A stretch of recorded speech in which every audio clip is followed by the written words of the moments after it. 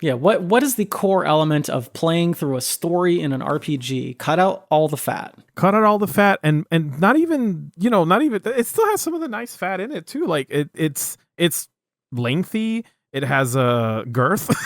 It's Dude, it doesn't now.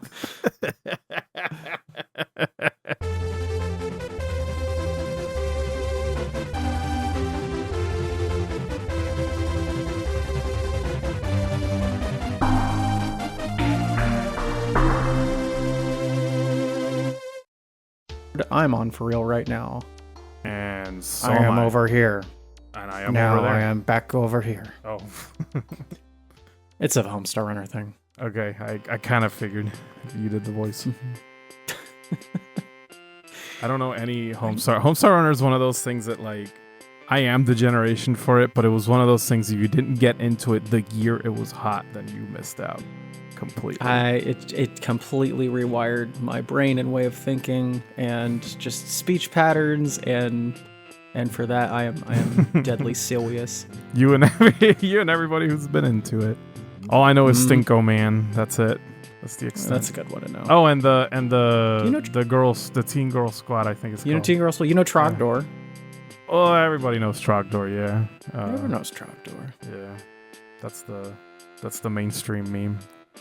I like the way that Strongbet says, "Skills of an artist." See, I got nothing. Mm-hmm. I only got ha ha ha pan ha ha ha. You're fat ha ha ha ha. That's it. That's all I remember. It's pretty good though. Oh, and you can't be the guy. I'm the guy. I don't even know if I said that one right. No, you did. Hey, Stinkoman. Everybody says you're the guy. But I want to be the guy. My favorite one from that is and he's got blue hair because you gotta have blue hair. I can't even. I know they did like a Mega Man parody game and everything for like with 4 stages or something for that. No, it's so funny because it takes place on 20XT6. Like it. You don't know what decade it is, but it is the 6th year of that decade. That's I feel like that's coming up next year. Mm-hmm. Yeah, we'll be in 20XT6. We're getting real 20XT6. The year of our Lord. The year of our Lord, 20XT6. Mm-hmm. Damn, I am tired. My brother's in town and he's getting a bunch of characters to Elite Smash on my Smash Brothers account on my Switch. Your Smash brother. Yeah, he's a real Smash bro. He used to stream. His name is really funny. Who does he? What is the name? But who does he main? He used to be PP Slick on Twitch. And he used to give that name out in tournaments to see if people would say it out loud. And some did, and eventually he had to stop. But yeah, I used to hang out. Really? Why? He would crack up every time they said it out loud. Some people were cool with it. Mm-hmm. He used to main Zelda. Really? And he like was Zelda, really, Zelda, yes, not Sheik? No, not Sheik. Dang. Zelda. And he used to be good. He used to be really good. Yeah. It'd be funny because people, he another thing that got him out of that was going to locals and people getting mad at him for winning with Zelda because she was low tier. And he's the kind of person that like doesn't put up with that shit. Like when people get mad at a game, he's like, "Well, I'm not having fun anymore, so bye." Good. So he would be in pools and then leave the event because some guy pissed him off. And I'm like, but dude, you're so good. You could like place. You could like do. And it's like I just don't want to deal with that. I'm like, honestly, all right, yeah. You know don't what? tolerate that shit. The older I get, the more I understand that now. Like, I'm not here to play. Who's the real winner here? I was telling him yesterday because we were taking turns doing Elite Smash, and at one point I lost and got teabagged, and I'm like, man, I am not gonna fuck around with male egos tonight. I am done. I am done. This is why I don't play this shit seriously. Welcome to Brain Lords, video games of the mind, a panel discussion between artists and the art they love. I'm your host, Kyle. I go by Cute Monster Props, and I'm an SFX artist for the video games industry. I work at Fulpin Props, making trophies for major esports tournaments, as well as life-size items, weapons, and characters from your favorite games. As well as life-size weapons Ugh, sorry. You can do it. I believe in you, Kyle. You can do it. I can do it. I believe. Stinkoman, I believe. As well as life-size items, weapons, and characters from your favorite videos game. With me, as always, is my co-host, Jorge. Please tell us about yourself. Nice save. Hello, I'm Jorge. I go by J-Man Velas online. All right, that's it. Goodbye. I'm Es el hermano de Pipi Slick. Oh my god, yes, it's Pipi Slick, bro. I go by J-Man Velas, JMV online and whatever and shit. I'm a graphic designer, illustrator. Currently working at Fangamer. We just did. Actually, one of my shirts went live today. It's the. Oh, which one was it? Yeah, it's a Brotato shirt. You ever play Brotato? I don't think so. It's a game where you're a potato. It's like Vampire Survivors, but better. Just look it up. It's called Well Rounded. It's a t-shirt. Oh, look at that little guy. Yeah, Yeah. I see your shading. I see your Yeah, shading we from a did that. mile away. Oh, by the way, I'm like actually trying out new art styles lately. There's something That's that good. there's a big thing I want to talk about, but I can't. And one day you will see it. It is completely different from what I usually draw. I can't wait for people to. I will only ask this: is it ideally designed to come out this year or like 2026? It'll be 2026 probably. Okay. And that's all I'm gonna say. But yeah, I guess all your stuff for the rest of the year has probably been like locked in for months. So but there's probably stuff coming out that like has been in the works like earlier in the year. And at this point, I lost track, so I don't even know. But okay, I'll let y'all know. I look forward to it. Yeah, please get a Brotato shirt. Even though I think he looks more like an egg, but I'll take their word for it. It's a potato man. I don't see it. I see a Brotato shirt. All right. Well, today's topic is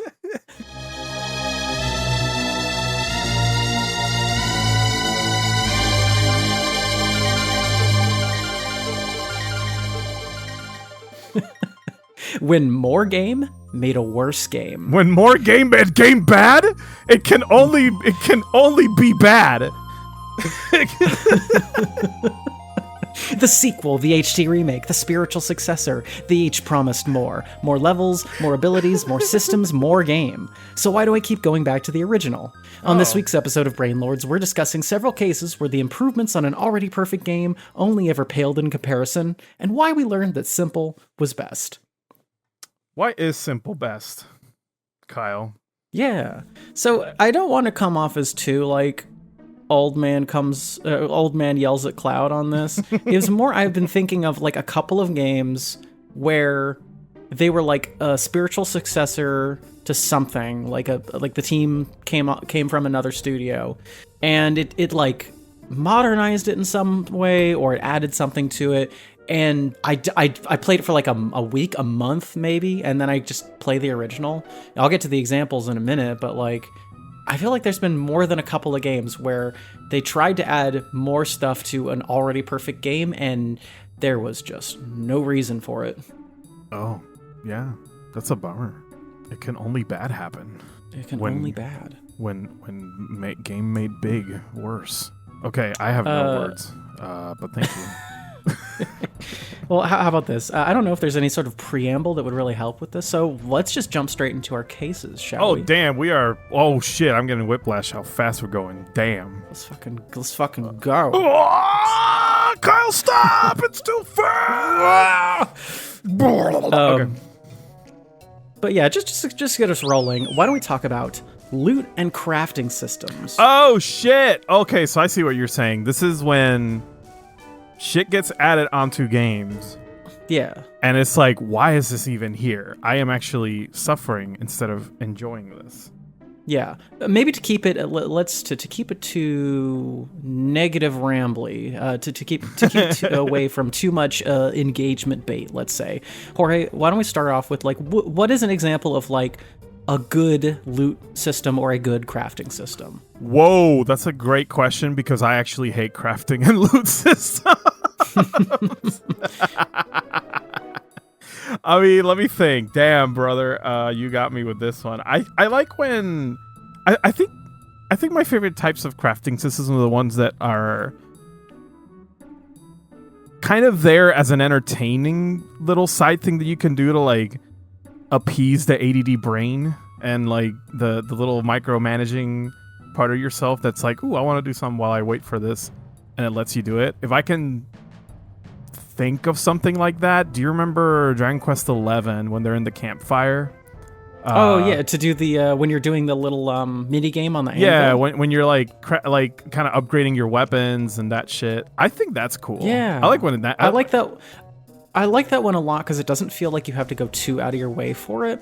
It feels like as you reach certain benchmarks in the game, you just get the option to make like a couple of good items, and it really like, I don't know, it just kind of naturally comes onto it. So like as you're saving, you have this like downtime. You can do the mini game. The anvil game is like pretty fun. It is actually. That's like why I kept there's doing actually it. a reason to like do it. It's not just put 2 items together in an Excel spreadsheet. And it rewards you for getting better at the mini game, because like I think it costs less if you do it better. Like I forget exactly, it's been years now, but there's a reward in the gamification of the actual mini game itself. And then either way, it's a thing you're supposed to do, so why not make it fun? Yeah, well, because if you do it better, if you get the item more hammered correctly, then it'll give you a bigger bonus, like a +3 item versus a +2. That's or something, it. If you do it perfect. And I love so that. I was doing that, out of it. And at first I was like, goddamn, it's gonna be grindy as shit. But then the mini game kept getting more and more complex, and I was like, oh wait, like I gotta challenge myself every time I do this if I want the good stuff. And also that one is like, if you want just like one of the items, usually by the time you unlock the ability to craft it, or like shortly after, you can just make at least one. Yeah. So, if you just want like an earring that protects against fire or something, and they're like usually like items that are at your level or better when you find them, or they're accessories that are designed for like specific bonuses, so that they're like, I don't know, I think because it's really incorporated into the rest of the game, like it's a really satisfying crafting game because it feels natural to it. And then for loot, I feel like any game that lets me combine junk in my inventory to something better, and I'm having a hard time remembering which games do I've that. got some examples for you. Okay, then throw them at me, because like that's what I like when like there's a because sometimes you have like a small inventory, you gotta get rid of shit. I like when there's a loot system that combines crafting kind of, but maybe more fusion, where it's like, okay, you got all this shit, just mix it into a better thing, and it's like, okay, yeah, I can do that. Yeah, so like I enjoy the Last of Us crafting system. Really? Because it's just taking a couple of really basic items, and it's more about resource management. Oh, yeah, that's a good example actually. No, you're right. Yeah. Because it's like, okay, I have enough for a Band-Aid, but if I don't get hit, then I can use it for a Molotov. And so there's like an actual consideration that you have to do with a much more limited set of resources. I like that, yeah. And it keeps your inventory like in check too, which is what I like. Yeah, you're encouraged to use the items because you can only hold so much. So you might as well craft the Band-Aids when you got them, and then you can pick up more and save them for like the Molotov. You want to have a couple of items crafted on hand, but you also want to keep like some items in stock so you can mix stuff in between combats. But obviously if you run out, so there's just like, I'll be the first to line up to insult The Last of Us and its sequel, but I think there's some really clever things that it does, and that one is a really satisfying way of like resource management, especially since it's so simple. The game can dole out like the right number of stuff, so you're always kind of at a tense level of item management. And it feels cool to like make it out of a situation and be like, okay, holding on to that healing was worth it. I didn't have to, so that means I have plenty to use on like other things I can mix. Yeah, it rewards you for acting as though you're surviving in the game, and then it like we said on the Dragon Quest one, it's incorporated into the downtime. Yeah. Oh yeah. So there's always a right place and time to do that stuff. That's maybe we hit something here. Is that like the crafting in the games we like is like you want to craft. It you flows can't wait. Naturally. You're like, oh shit, I got the game. thing. I gotta find a spot to do this. Like that. Yeah. That's a good example then. Hey, we can say nice things about Last of Us. It's still possible. Hey, listen. I'm a nuanced and interesting and complicated human being. Suck a dick, Neil Druckmann. Oh, I still like Last of Us 1 just fine. Oh yeah, no, Last of Us 1 is pretty good. Yeah. I'm full. My plate is done. I push it back. No needs for seconds, please. No need for seconds or thirds. We'll get into that. Yeah. But yeah. But yeah, on a similar note though, like R2 remakes crafting is the same kind of thing where you're taking a very limited slice of items and you have to consider, like, do I save it for what I need? I'm out of pistol ammo, but if I hold on, then I can make shotgun ammo, which is way better. Oh yeah, the oh my god, Resident Evil 2 remake is such a good game. And yeah, it has that. We'll pop up a few times. So best game is 10 out of 10. 10 out of 10. That's another one where it gamifies things that other games would consider menial and, like, I guess not mundane, rather like redundant tasks, things that, like, just feel grindy after a while. Instead, like we mentioned earlier, the reward for making out of a situation with minimal resource use is that you get to craft better resources out of what you have and make space for things you need that are coming in on the way, especially if you've already played the game, which is, in my opinion, when Resident Evil 2 really shines is on repeat playthroughs. When you can, like, maximize and you know where the good stuff is coming up, so you can save and be like, I can craft magnum ammo here because I know I'll get the second thing for the good gunpowder or whatever.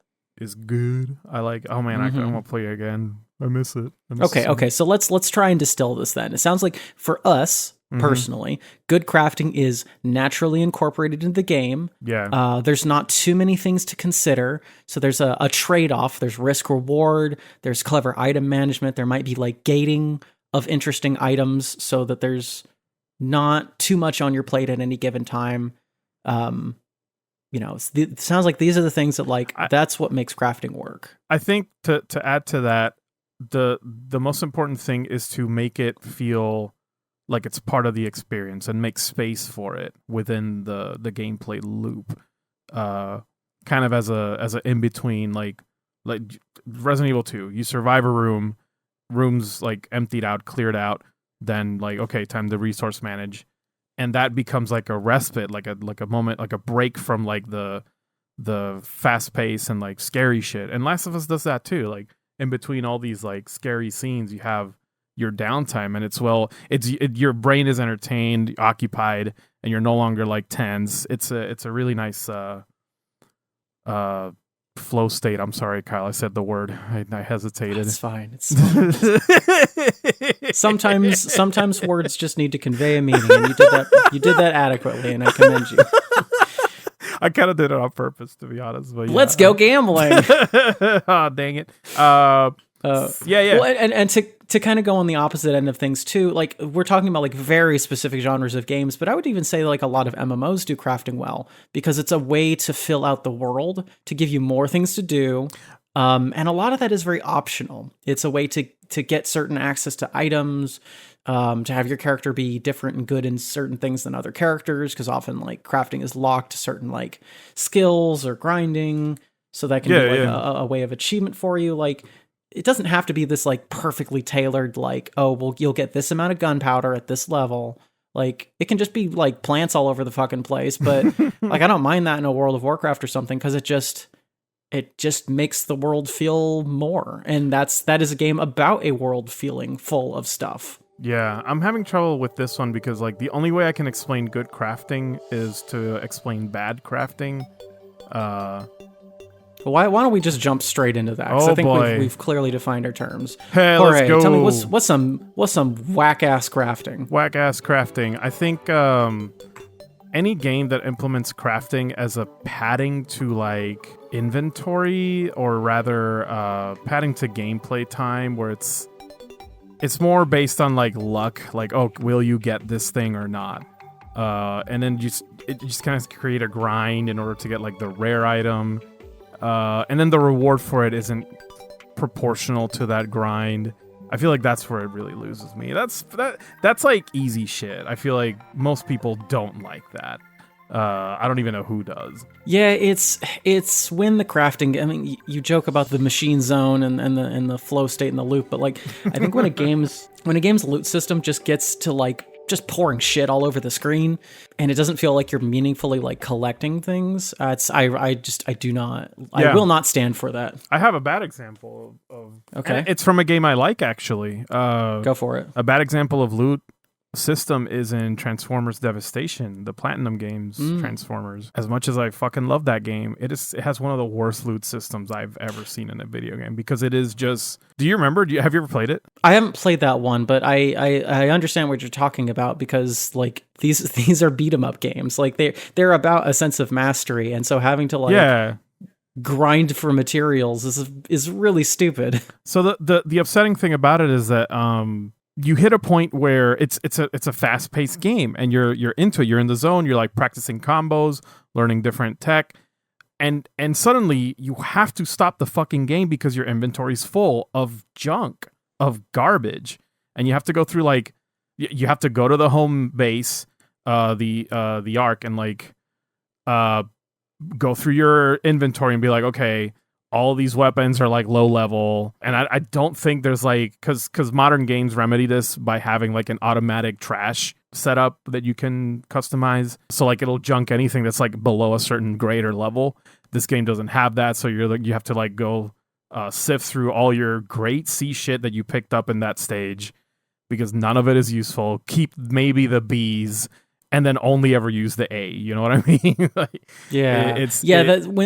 when the game needs to incorporate a way to get rid of the loot, I feel like that is a superfluous loot system. And they tried made more game, and it is now a worse game for it. And then here's the kicker: they try to remedy it also by having a crafting system where you can use your old shit to upgrade your current shit, but the proportion, like the amount you need to level up your weapons to make it like significant, especially in hard mode, after a while is absurd, and it always costs like in-game currency, and it's just it just doesn't make any sense to like even hold on to that, because it doesn't even like level up your shit good.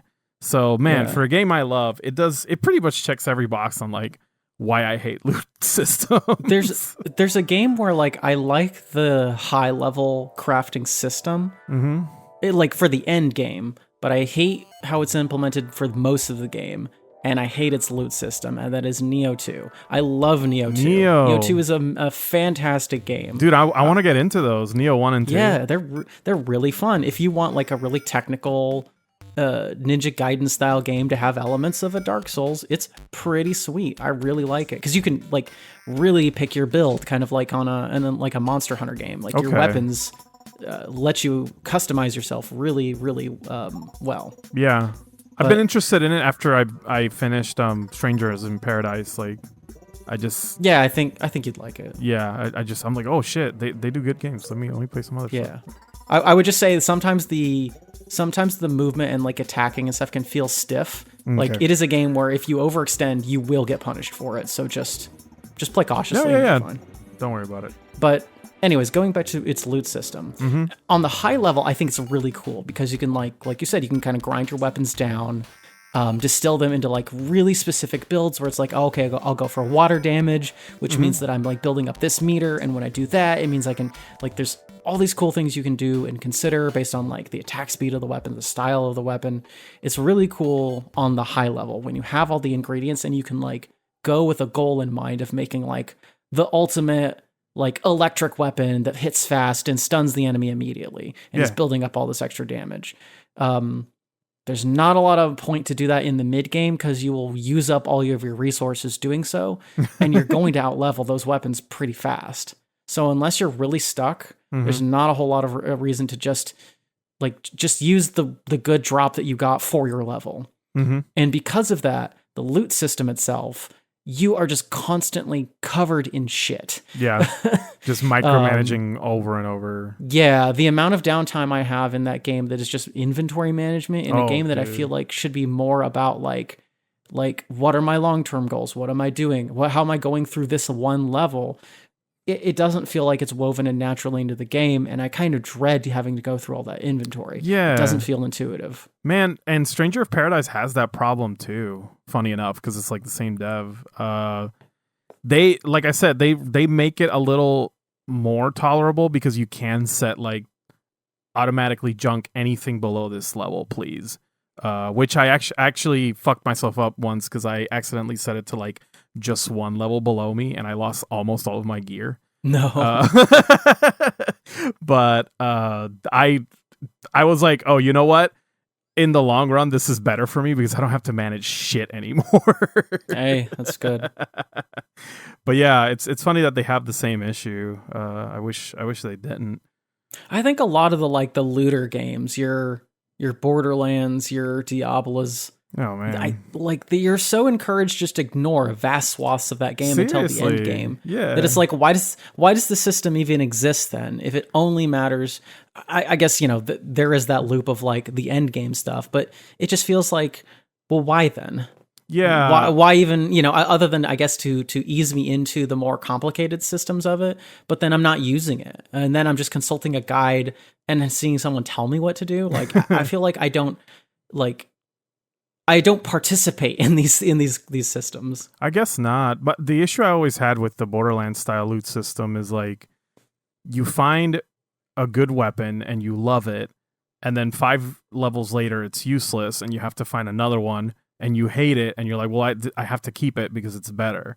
And instead of letting me upgrade like the one I like and letting me keep like until I find like a better one that suits my play style, I feel like there's always this like up and down and like how much I'm enjoying this game based on like my weapon loadout because I gotta match my level, else I'll get fucking smoked, and all my guns are boring and they're shit, and I have to just like put up with that until I find a good one. And man, it's just like on top of the fact that I have to deal with like the micromanagement of it, just the fact that the game becomes like unfun for me for like a good 2 sessions. I'm like, okay, why is this a thing? Why is this still a thing? I don't understand. The randomness is just not something that's ever called out to me, I guess. Mm-hmm. So why don't we end this segment with some examples of games that were best for being simple, either having no crafting or loot, or having an extremely pared down crafting or loot system. Oh man. You mean games that are better because they don't have this stuff? And better for being simple. Oh, having it, but in a simple manner, or not having it at all. So, like for example, you mentioned like Transformers Devastation, and the loot in that game isn't really adding anything. Like when we compare it to Platinum Games, the rest of their stuff, the most exciting thing in those games is getting like one new weapon. And so those games don't have crafting systems at all, really. Not really. You can gather ingredients for like Bayonetta, but it's largely superfluous only if you're stuck. I wish Transformers Devastation would take the more Nier Automata approach where you just get new weapons, which, the game has. The game has like different types of blade weapons, melee weapons, like guns. And I just wish you could just like find them and upgrade them and that's it. But I guess the game has to be replayable because like it's a very short game. They have to figure out how to make it so that like you'll keep going to it. I don't know. I don't know really. Geez, I'm like, I can only, when it comes to crafting too, I can't even think of one that I like. Well, I mean, I mentioned some earlier, but not, I don't know which ones like would make it. Okay, so Rebirth, Final Fantasy VII Rebirth has the worst crafting system I have ever seen in a video game, and I am so sorry that I keep shitting on this game. But literally, you can bypass the crafting system unless you want the highest level set armor.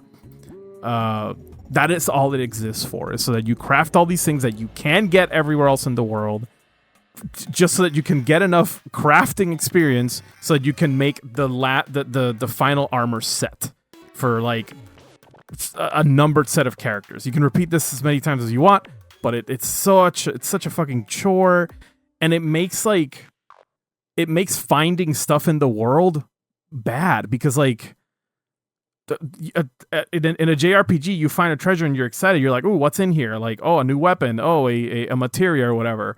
In this game, it's like, "Oh, it's a crafting item." So like a thing I can find over there if I beat up enough enemies. You know what I mean? Like it takes away from the joy of exploration. It takes away from like any like sort of entertaining like item management or inventory management system.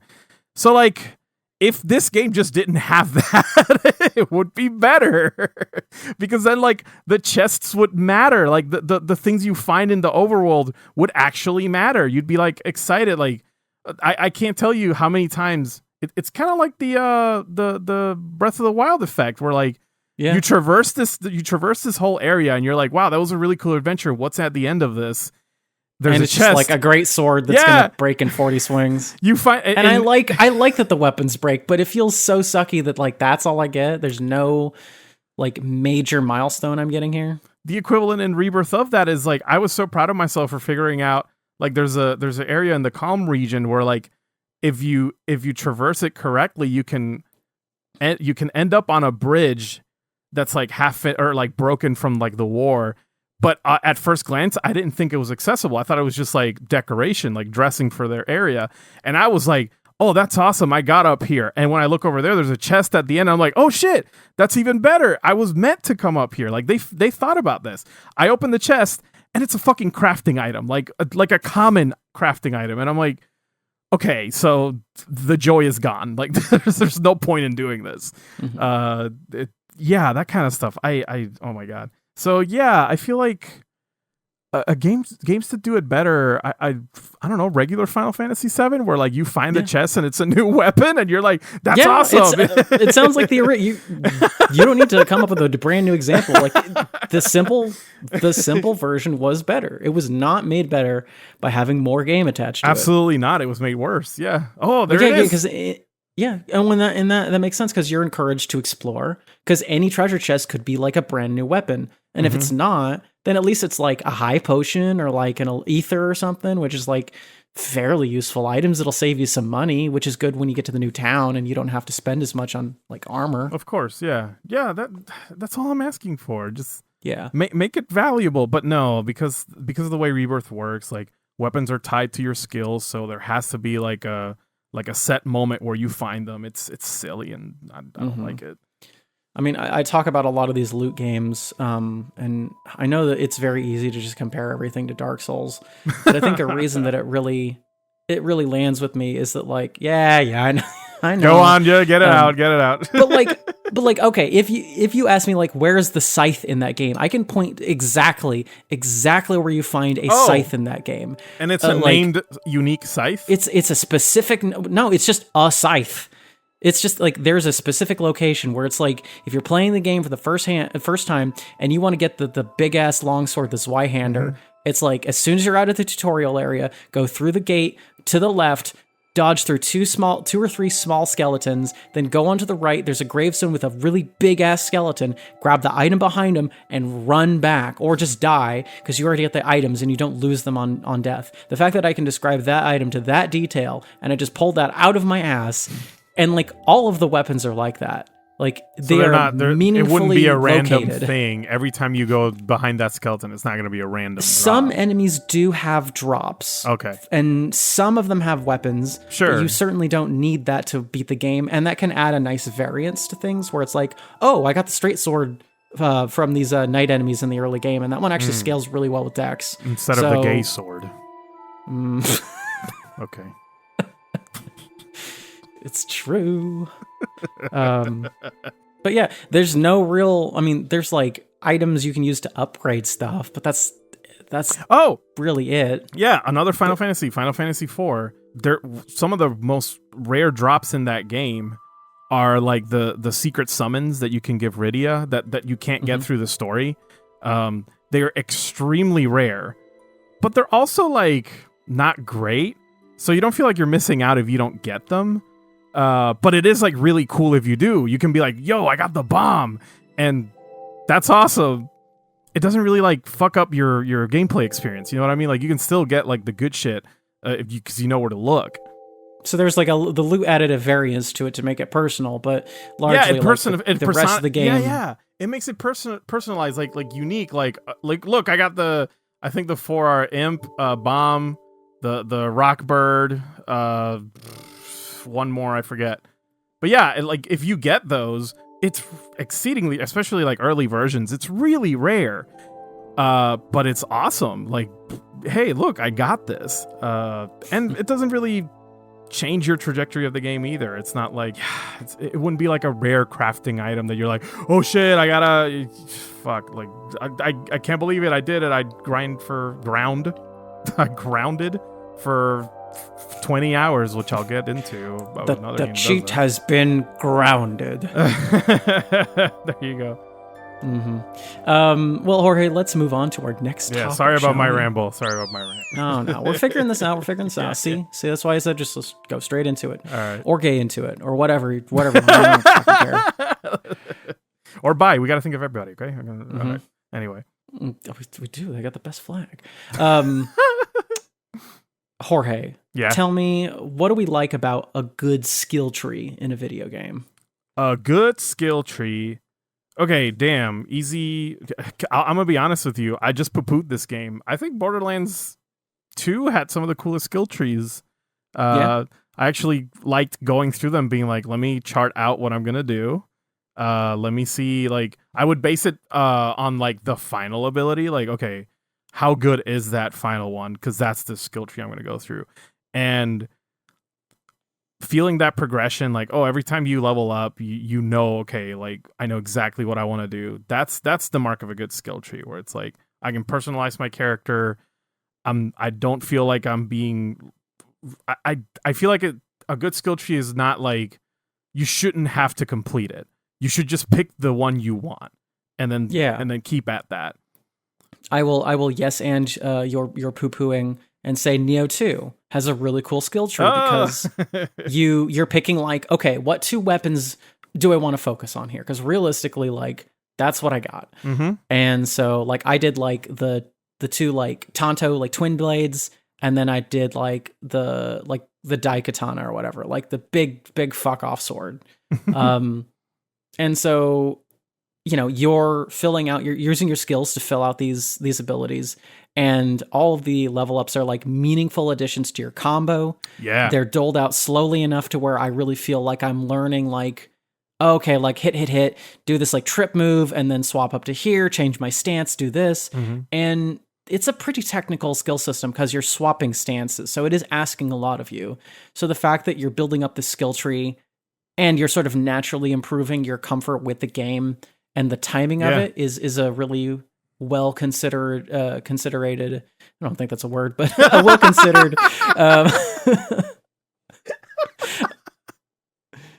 Nice. I believe in you, Kyle. You got this. I'm rooting for you. Let's go. A thought out system. But yeah, so there's like, it's doled out in a way that feels like it's been tested thoroughly. Like I'm getting new things as I play the game.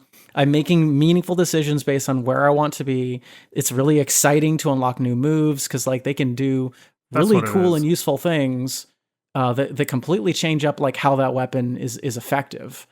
And when you're like stoked, when you're like, oh shit, here we go.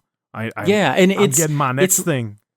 It's leveling up as you are, because as you get better at using it, you get more toys to play with, and they're meaningful changes. Or you always have something to spend your points on that's like, okay, well, I've got some more health, I've got some more damage. So there are like a lot of the little widgets that like are just fuck off like 5% more damage with the twin blades or whatever. But it's just like you're just kind of dishing those out like in between the major ones. So yeah, and again, that's what I see. You mentioned the little 5% upgrades. I Borderlands remedies that pretty good, where it's like, okay, first it'll be like a measly 2%, but the more you stack it, like you can keep stacking it, keep picking the same one if you don't know what to choose, and then just make it like a significant like 15% increase. You know, like that I like when skill trees do that instead of giving you the like, oh, you get a 0.2% increase on your dodge. And it's like, okay. Yeah. Thanks. Well, it sounds like that's like, even though the individual upgrade is kind of insignificant, it's asking you like, no, like go all in on this and you'll be rewarded for it. And it customizes your character. It adds that level of expression to your gameplay, which is important for games like that. Okay. So when did more skill tree make for a worse game? Bro, I hate to say it, but this one, when I saw the point, I was like, easy. Xenoblade Chronicles 2. I'm sorry. Really? Okay, so I'm not as familiar, so please regale me. This is another game that I love, but, well, love asterisk, but like, God, the skill trees in that game are horrendous. Like, they're such a grind. So, you know how normally, like, for some games, you level up and you're like, here's your point. Use it on the skill tree. In Xenoblade Chronicles 2, it not only does the whole, like, oh, here, have a 2% increase to your rock damage. And it's like, okay, thanks. Some nodes on the skill trees have to be unlocked through, like, grinding. Like, literally, you cannot just get a point, or I forget what the currency they use is. Some characters will be like, oh, break 5 rocks, or beat 5 of these enemies. Specifically. Like, you got to go to this area and do it. You'll be stuck if you can't do that. Are you able to unlock it before, like if you break 5 rocks on the way, or is it like only once you've unlocked it? Once you've unlocked it. Oh, yeah. So you can't do anything to meaningfully affect it until you. No, that sucks. There's one character who, funny enough, is one of my favorites. There's one character that her skill tree can only progress if you defeat certain enemies, and it gets to the point where you have to defeat named bosses, like in the overworld. And yeah, if you killed them previously, it won't count. You have to wait until you hit that, because they'll just respawn. You know what I mean? And my God, like, I remember I wanted to do most of them because once you get like the top, you don't have to fill it completely to get what I'm gonna say. Like, there's one last note at the end on top that reveals a story bit of that character. And I was obsessed. I was like, I want to know more about them. So yeah, I'll max out all these fucking skill trees. Why not? Turns out you don't have to, but at the time I was like committed. And for, I want to say 2/3 of these characters, the story was just like, why did I waste my time? When I spend this much time on a fucking game, I don't really want little slice of life cutscenes. I'm sorry. Like, I need lore drops. I need some heavy. I need like existentialism. Give me some good. And for about like 2/3, because it's a lot of, they're called blades. It's like the characters that fight alongside you. Most of the blades are just like, we're funny, cute little characters, and that's it. That's a personality and that's a story. Some of them are genuinely interesting, but it's like 1/3 of them, and there's a lot. And I remember getting all of those because I just wanted to know, and I don't think I would ever do that again. What's the backstory of that hot rabbit?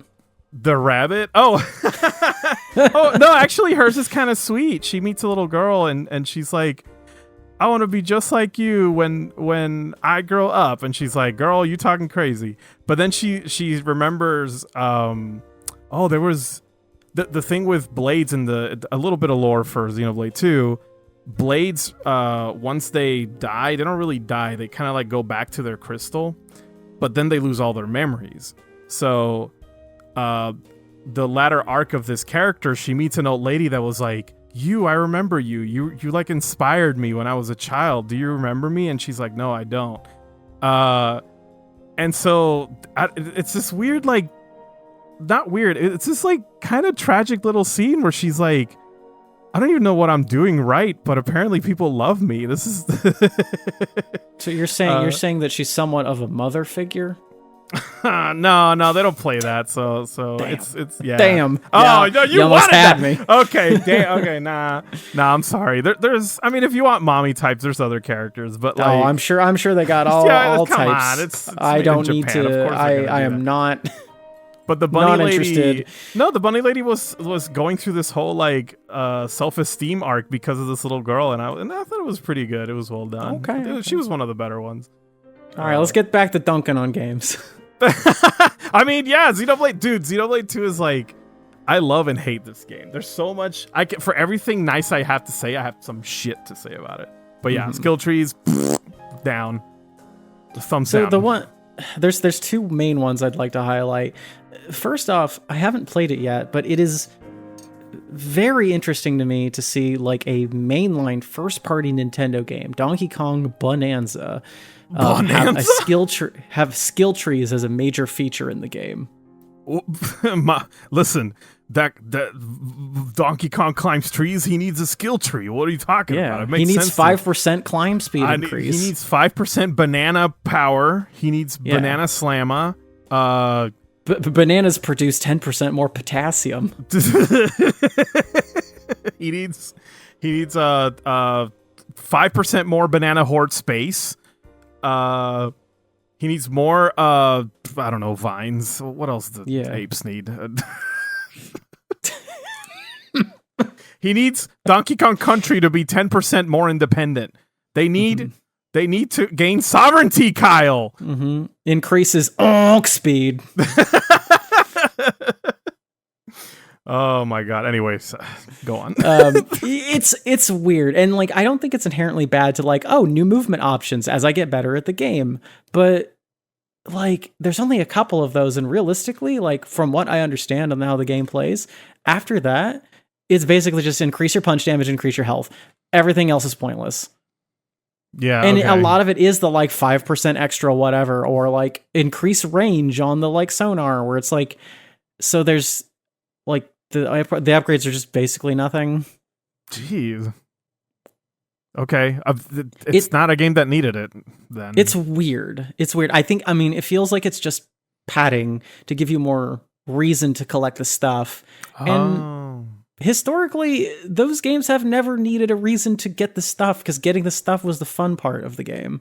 Also, platformers, I mean, this is just me, but I feel like the joy of getting better at a platform is more inherent, or like inside, right? Like I get better at this game by playing it more, not by upping my stats. You know what I mean? Mm-hmm. Yeah. The other game that I'd like to highlight is kind of the one that inspired this whole episode. Is the spiritual successor to Left 4 Dead, was a game called Back 4 Blood.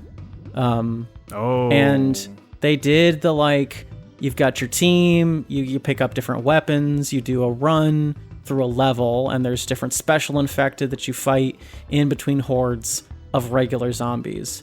But the gimmick of this game was like, no, but like we want you to have a reason to replay this game, to like keep going back again and again. So you had like this build that you were developing. You had like this deck of cards. It was functionally your skill tree that you're putting together based off of like grinding for certain abilities and things like that, going through the levels and playing over and over again.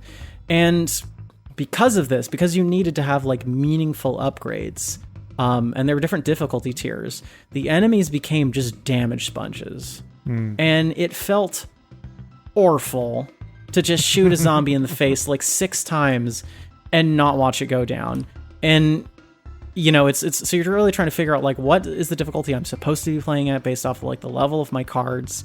And in order to do like a build, I was like, you know, it'd be fun, like let's try a melee build where it's like I'm just maxing out my attack speed and I can just go on and thwack at like a boss zombie or whatever.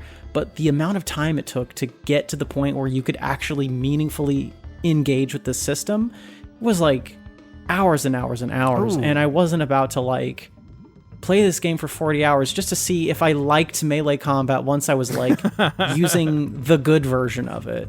And that felt horrible. That sucks. So I guess that, like, why be around the bush? Let's go to the simple games that perfected this. Like Left 4 Dead, I will play that game any day, anytime. You name it. You ask me, I will jump on that game because it's just a perfect video game. It changes up its levels just enough, but you're rewarded for learning the level. So it's not like it's a bad thing that I've seen the same level over and over again, because the script, like the zombie AI script, is just really good at like procedurally generating something that's slightly different, that changes it up so it never feels exactly the same. But then you have those narrative beats, and like when you shoot a boss zombie in the head, it dies. Like you're rewarded for being good in that game. So I just feel like the card system it's a cool idea. In theory, it's really, really interesting. Yeah. But in practice, there is no reason to deal with that, because it just padded out the game, when really like just having a good level that dished out like a few different variations was really all it needed. Yeah.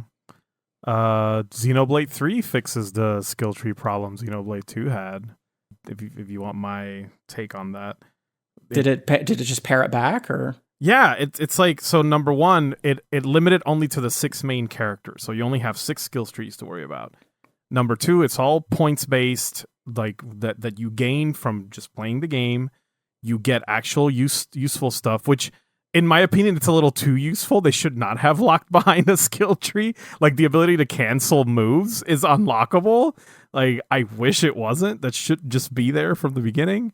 But then something I fucking loved, every character's skill tree is graphically different from the other in a way that expresses their personality as a character. Like Tyon, who's like the analytical healer, his skill tree is like very linear because he knows exactly what he wants.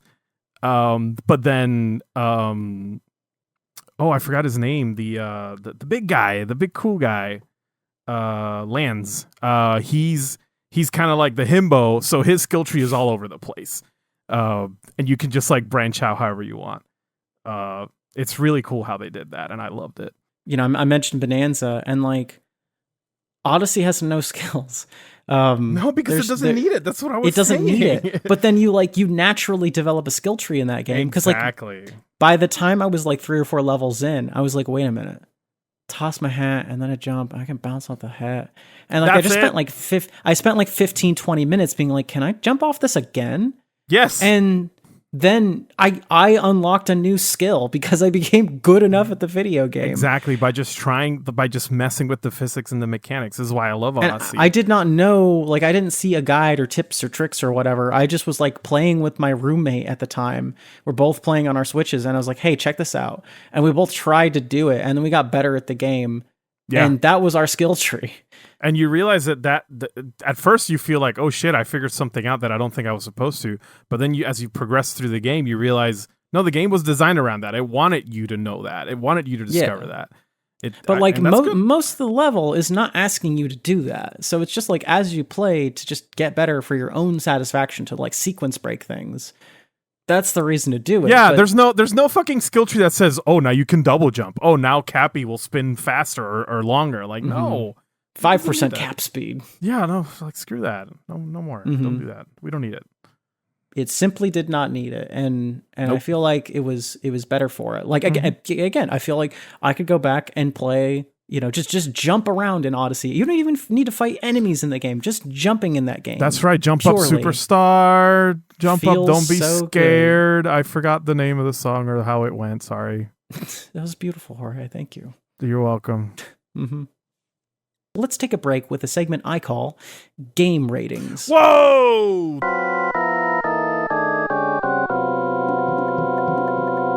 This is too... we are going way too fast. Oh my god.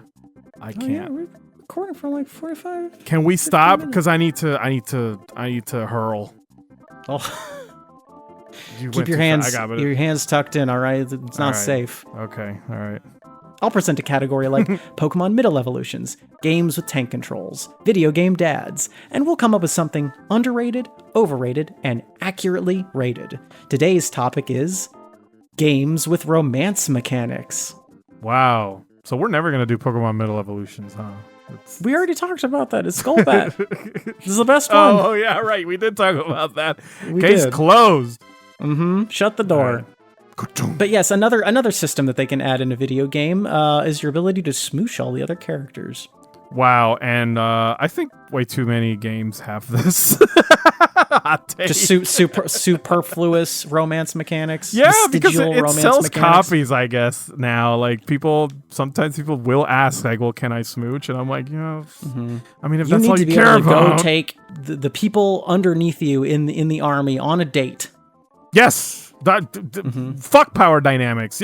They'll smooch you because you're the protagonist. I need to be able to date my teacher while I'm going off on this one gym teacher on how he's a sicko for dating his students. Oh, I wonder what game we are talking about. Anyway. I don't know, Jorge.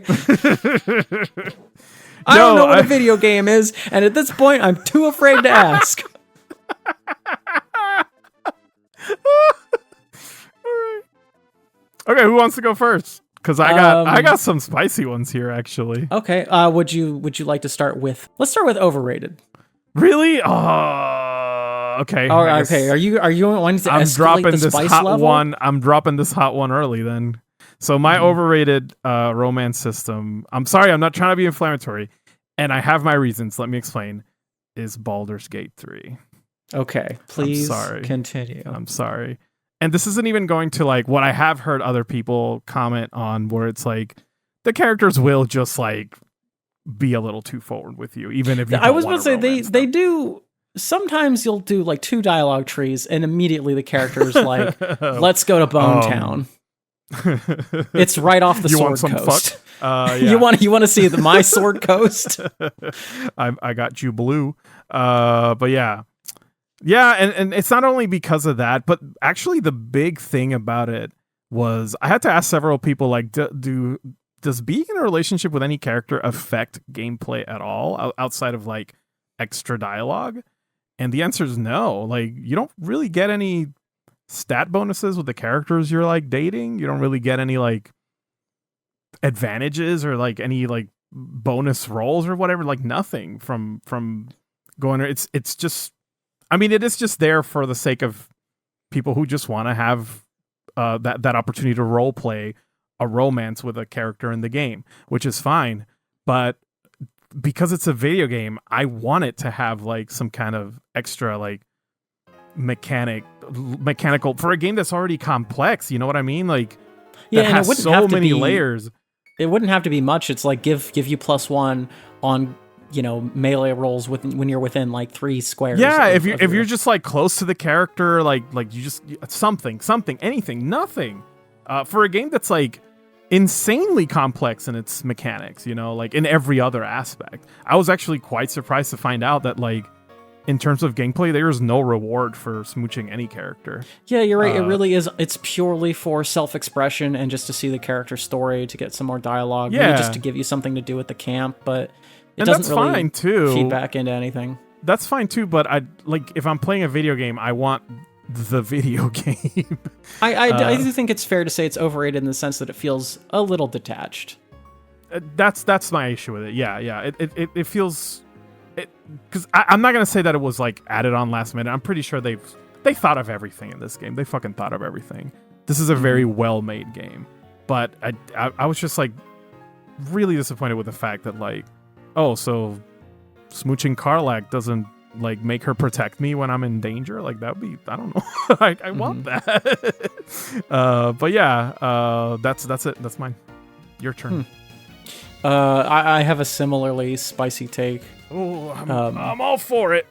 My overrated one is Hades 1. Kyle, did you know I almost picked that? Oh my god. Damn. Go on. No, I think it's for the same reason. It feels a little superfluous. I feel like the system at which you date people is you give them a gift, the same gift, and it's often just a way of like gating your resources, and you know, giving it to your dad is the same function as giving it to like Meg or your brother or, you know, or any other character that you Did you say your brother? Date. Yeah, not Kronos, but the white-haired Bishy. You mean the one you can also date? Anyway, moving on. Yeah, listen. Greek mythology, am I right? Yeah, the aristocrats.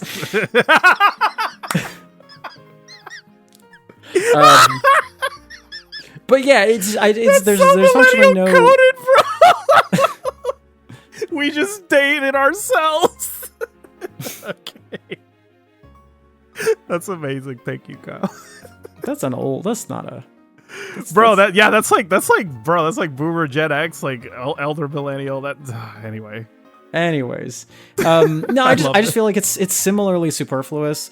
I feel like there's not a meaningful interaction. At least you get an item at the end, don't you? You get an item, which is kind of cool, but I just feel like I feel like it's the same as literally any other thing you're leveling up. Like it's not the dating aspect of it is not any different than just talking to literally any other character in the game. Yeah, that's the reason I almost picked it, and for the same issues I have with Baldur's Gate 3 is that like eventually like it's nice and it's emotionally fulfilling, but in terms of gameplay, in terms of mechanics, in terms of stats, it doesn't mean anything. It's just kind of there. Which sucks because I also want to play the video game. Like I want the game to interact with itself. Yeah, and you know, like to be fair, like it is purely fun to just pick a character and get like, you know, have a goal for the item and get more dialogue and all that. Like I'm not saying it's inherently bad. I'm just saying no, absolutely not. I think the romance aspect of it strictly is overrated because I don't feel like it's meaningfully different than anything else. And then when you do like finally romance a character, it's just like, well, I guess we're dating now, but like there's like maybe an implied intimacy at best in the dialogue, but that's about it. Oh, even Baldur's Gate does that, at least you fuck.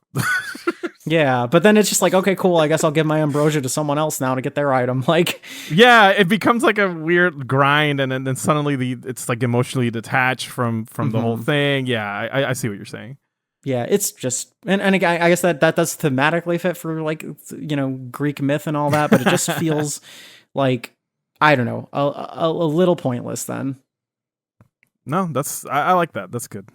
Okay, well, what is your underrated romance system in a video game? I actually had a hard time picking this because it's just not the thing I look for in games. But I did like how, despite it being not great, the rapport system in Unicorn Overlord kind of doubles as a romance system too.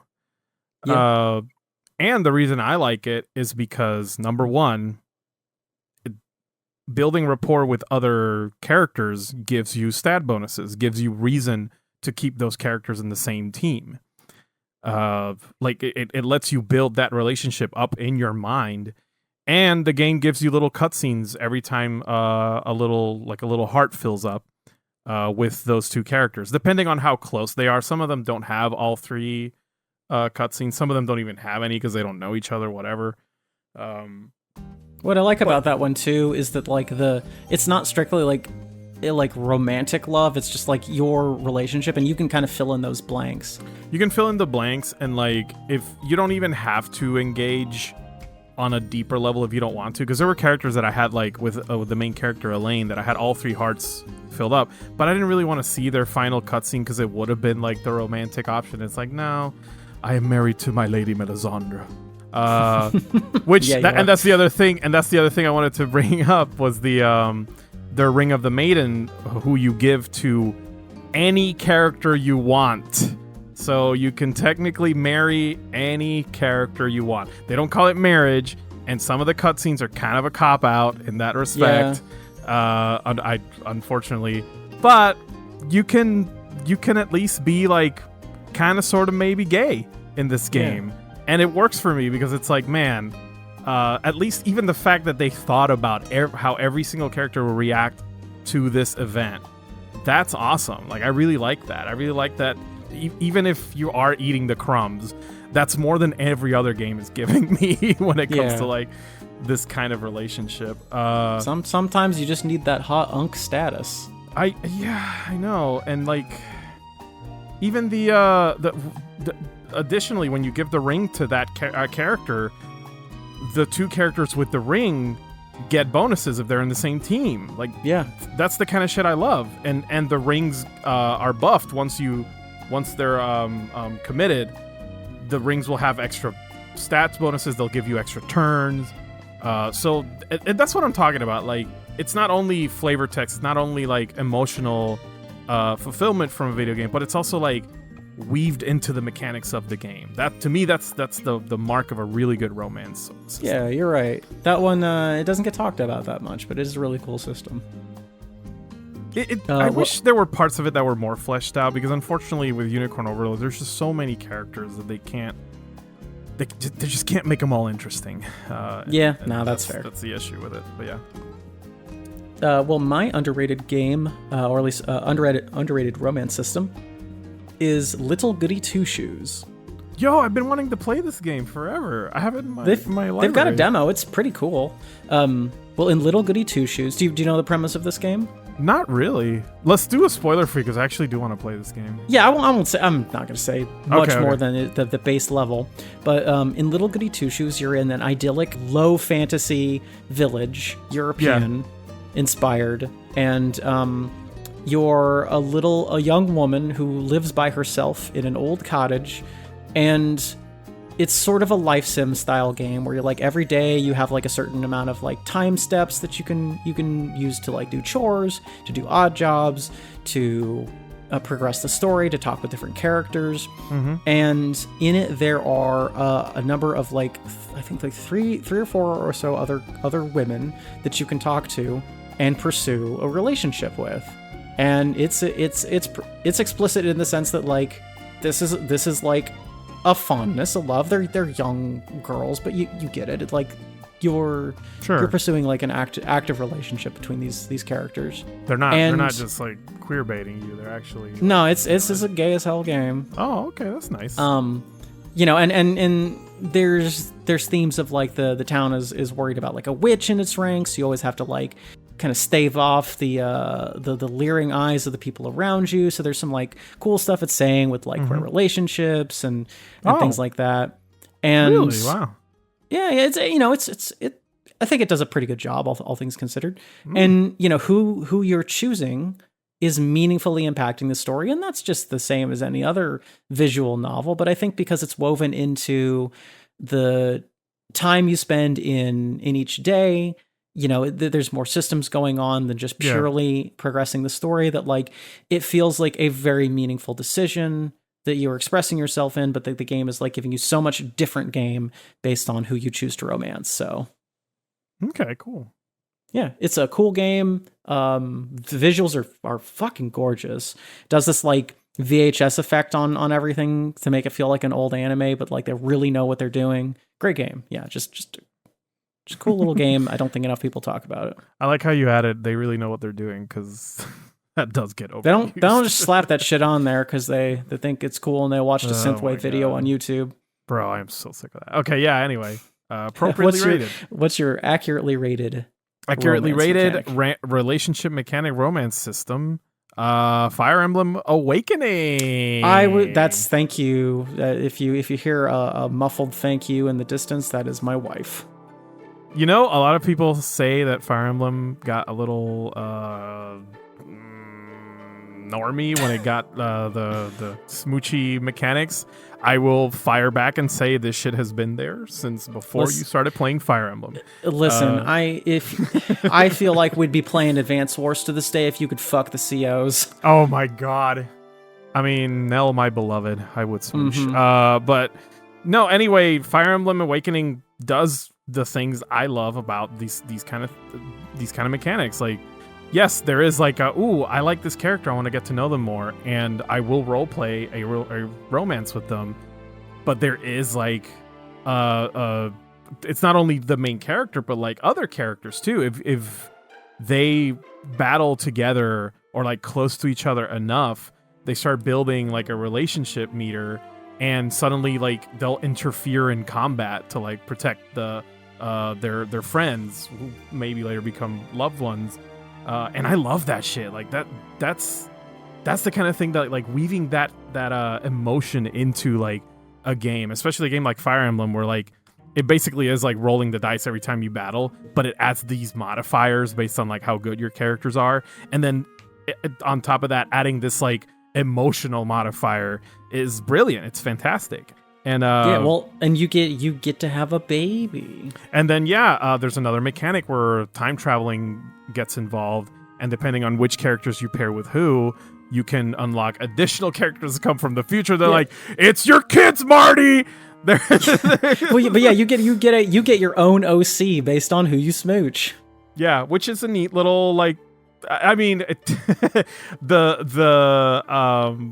my least charitable interpretation of this is like you're basically playing character breeding the game. But my most charitable interpretation is you see a result of the relationships you build and foster in the form of another character that you can play as. And that's a reward that gamifies itself, which is why it's great. No, I think that was a huge selling point for that game. I think it is a very beloved system, and it influenced the entire series of the game from then on. I think it's very accurately rated because it's a huge part of those games now, and everyone recognizes it. It definitely helped bring Fire Emblem to mainstream. Awakening did, and I think for good reason and for the better. I like I said earlier, I kind of push back on people saying like Awakening ruined everything. I'm like, bro, dating and like character breeding has been there before. Awakening didn't start that shit. Like, let's not poo-poo this game for being good. Just get over it. Yeah. Well, my accurately rated is a basic answer, but I'm gonna say Tokimeki Memorial. I think especially that's basic in the sense that like for Western audiences now, I think we all get that like, yep, it's a pretty big deal. It's the dating sim, and I think nowadays I still think it's pretty relatively obscure in the US. I think nowadays people are starting to recognize like, no, that's the dating sim. That's why this thing is a whole genre. That's like what helps stem, visual novels, and after like the Princess Maker series of games, I think it's people are now singing its praises, and I think we're recognizing just how important that game is. Even though, it is still somewhat obscure, but I think it's recognized nowadays. It's definitely got more recognition than before, but I still would not ask my normie friends, do you know Tokimeki Memorial? And they would know what Fire Emblem is. You know what I mean? Not to push back. I just feel like, damn, that this is not mainstream at all. But I do think you're right. It is accurately rated. It does deserve I'm saying accurate in the sense that before it was very underrated. People didn't know about it, and now people are understanding like, oh no, that's an important one. That's like one of the genre founders. And people kind of it's no longer just for the sickos. That. Yeah. So I don't have a lot to say on it. Like it is the major progenitor of the dating sim.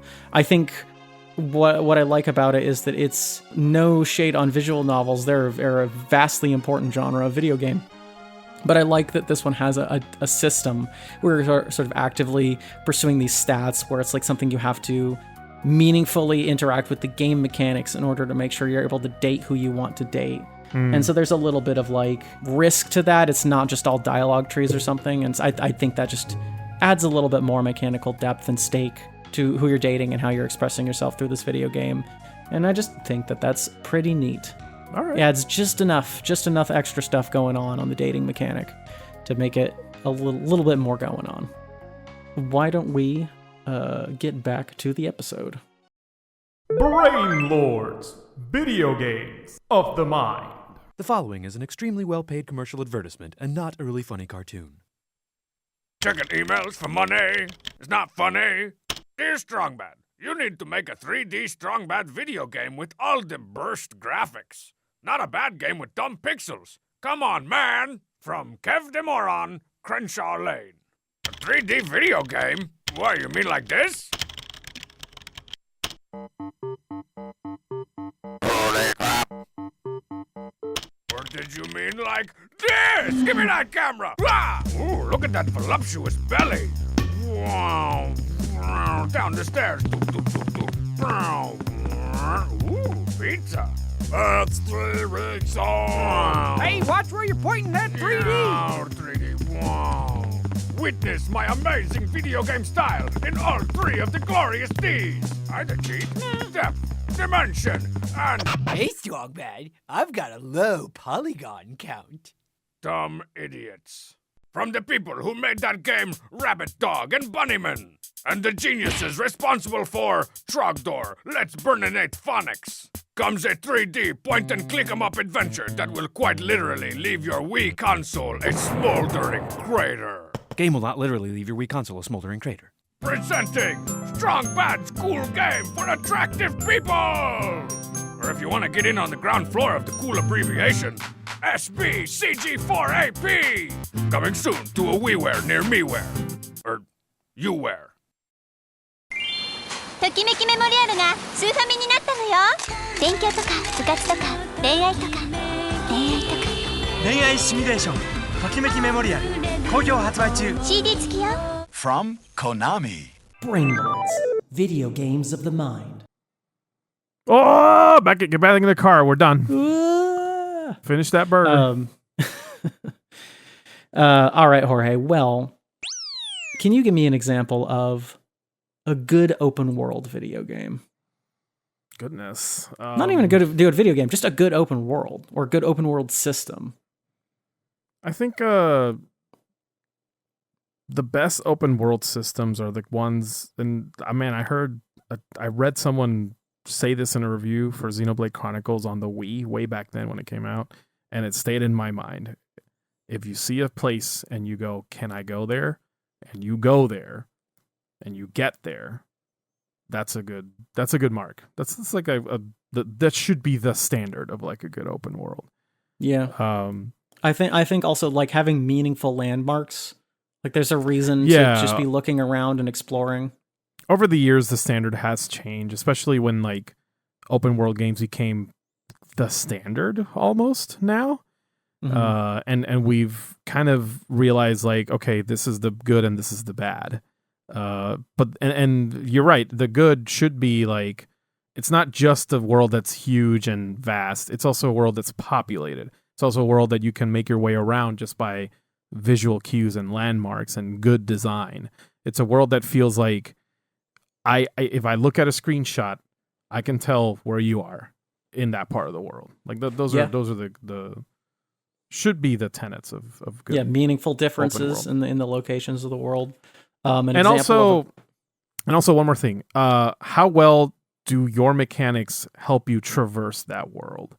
Or are the mechanic like an example like Death Stranding, which is a little more of an unconventional open world game, does the world feel like a good sandbox for the mechanics of the game to is it meaningful to go from one end to the other? Are there interesting things you have to do to get from one end to the other? Yeah.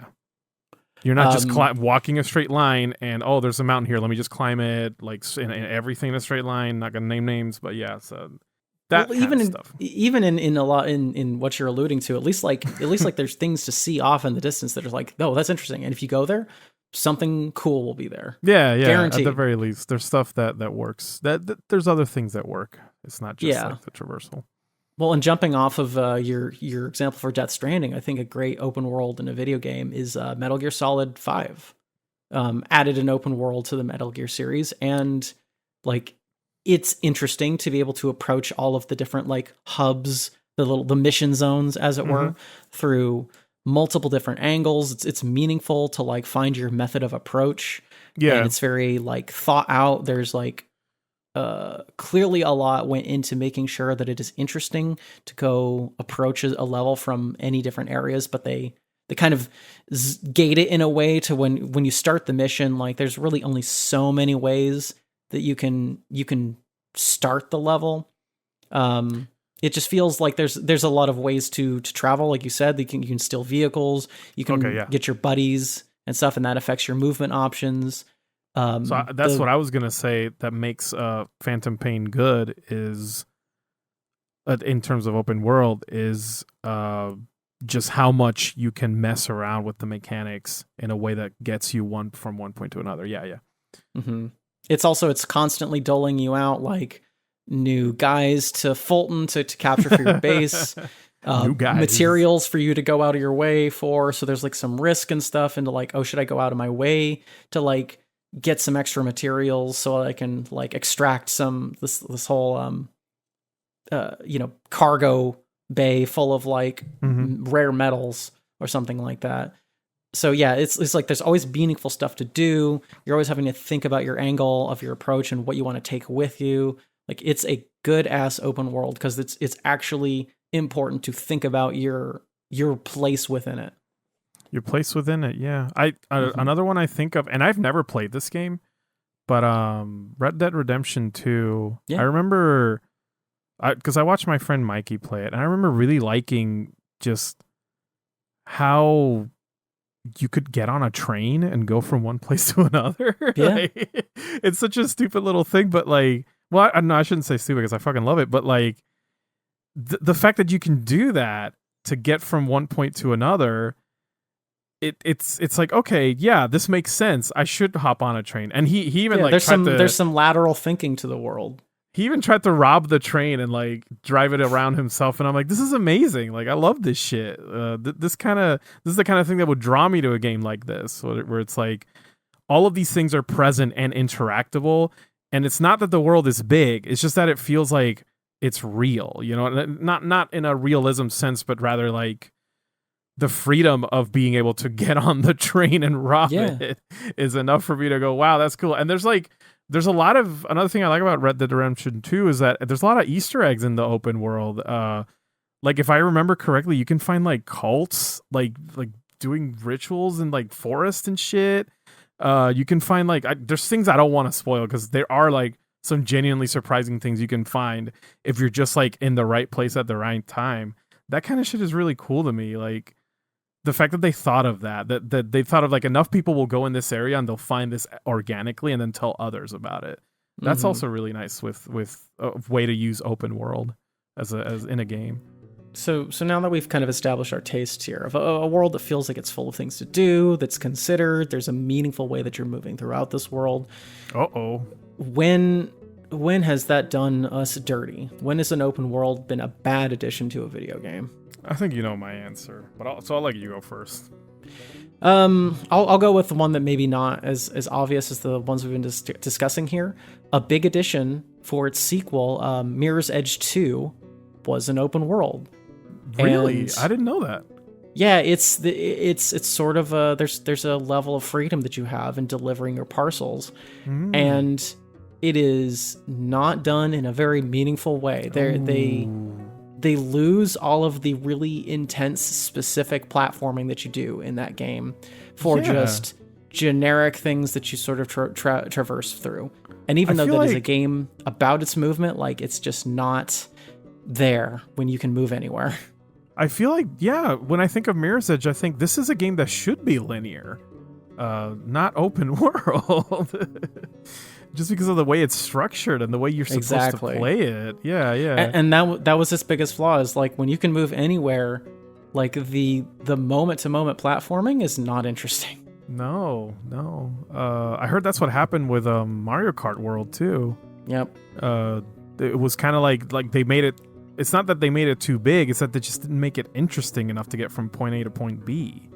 Yeah. I want to be careful with that one because I haven't played it, but like at the same time, I'm not very enticed to, because it doesn't seem like there's very much to do in that world. It doesn't seem cool to just drive around, and it doesn't seem like there's like the collectibles do anything. It doesn't seem like there's anything meaningful to unlock that you wouldn't just like find a cheaper like way to spam getting the costumes or whatever in that game. Really? Like, yeah, because do you know how like you unlock costumes in that game? I heard you have to like eat food or something. You get the fast food, or you like they added another way to get it through like the driving UFO, but like basically you just got like a random drop, and so if you wanted to unlock a character, it was better to just like drive around in a circle and just grab these like lunch boxes in like a dense area with each character. It was.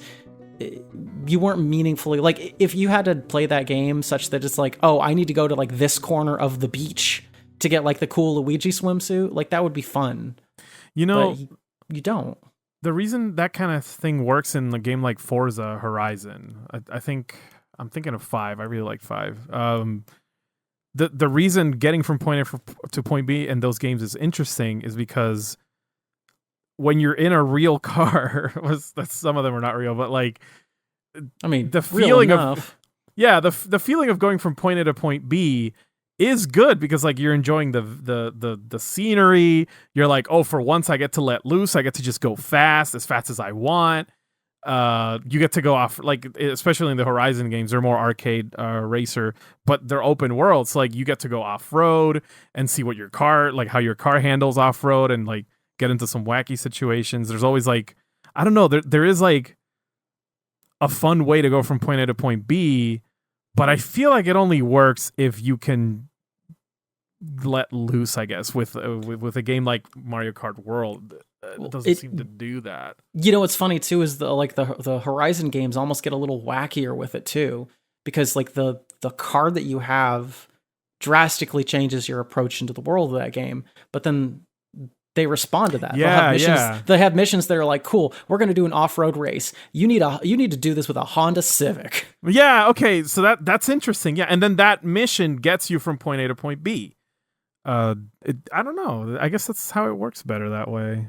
Yeah, you're more meaningfully interacting with like the moment-to-moment traversal. It's designed to be that way. I guess that's what it is. It's designed to be that way. Yeah. Whereas there's only a couple of things you can really do in Mario Kart World, where it's like find a coin, hit a switch, go through a series of checkpoints in a little gauntlet. Like that's and then about repeat it. That's really all there is to it. Then repeat that. Burnout Paradise was really good about that too. Is so good. Having an open world for like cars, like going from point A to point B, and you're like, oh, I'm gonna make it to the race over there, and then suddenly you get like jumped by the evil cars, and they start trying to kill you. And that's awesome. Like, holy shit, what's going on? And you're just trying to survive, and then you lost your way. That's the other thing that like kind of turned me off when I heard about that from Mario Kart World, where it's like, oh, the tracks that take you to a track are linear. You can't really lose your way. And I'm like, but that's kind of the fun. Like, you kind of want that to happen because that's how you explore the world more. That's what I liked about Burnout and Forza Horizon. Like, sometimes you do go off-road because something happened, and then you have to like it becomes an adventure trying to go back. I don't know, like, oh damn, I'm getting frustrated talking about this. Why? Yeah, it's so weird too. Like I genuinely wonder if there was supposed to be a story mode or something for this game. For Mario Kart World? For Mario Kart World. It doesn't have a story mode? Not really, no. There's like, you just kind of unlock the map and do races. What the? But there's not like a thing where it's like you go up to like Toad's Turnpike and then you're racing against like 8 other Koopas and there's nothing but green shells in the race or something weird like that, you know? There's not like interesting missions or any sort of narrative. And like, I know that it's just a Mario Kart game, but like even fucking Mario Tennis had like missions and a little story. Even the fucking Mario Tennis on Game Boy Color had like an RPG built into it. It was awesome. Yeah, you could be like upgrading your car or like changing who your character is. Maybe they could do something like Double Dash where you have like signature items so it would matter who you're playing as. I don't know, anything. God, anything. Oh, this is a better rant than whatever I was gonna say, by the way. Like, I was gonna poo-poo on Tears of the Kingdom again, but whatever, bro. This was a better. We have heard that. But yeah, it's just weird because I think for a lot of games lately the buzzword, the end goal has been like, but what if it was open world? That's it's such a sexy selling point. And as we see with Mario Kart World, it's like, what is this actually doing? Like, right? Yeah. A lot of people are trying to figure out workarounds to just play the game like a traditional Mario Kart. It's just ironic. It's like this feature that they built the entire game around is like people don't want it. It's like no, go back. And I feel bad for like the developers because it's an interesting idea of like what would Mario Kart be like if you could drive around just wherever you felt like. That's cool. But I think because of that, they have to accommodate with all these little subsystems where it's like, well, let's make race courses that go in between the race courses. And we're like, okay, but that's basically just driving in a straight line. So let's open up the race course to like have 24 people. So there's more going on. But then that means the roads are super wide and it's even more of a like no decision making that you're doing. I don't know if they should have had like maybe a combo system or like anything to like make you play this game in a weird, cool way. But it's just, as it stands, the open world is like actively interfering with the fun, interesting, gimmicky, weird part of the game, which is like that's what it levels. Sounds like. I'm actually really disappointed to find out this does not have a story mode.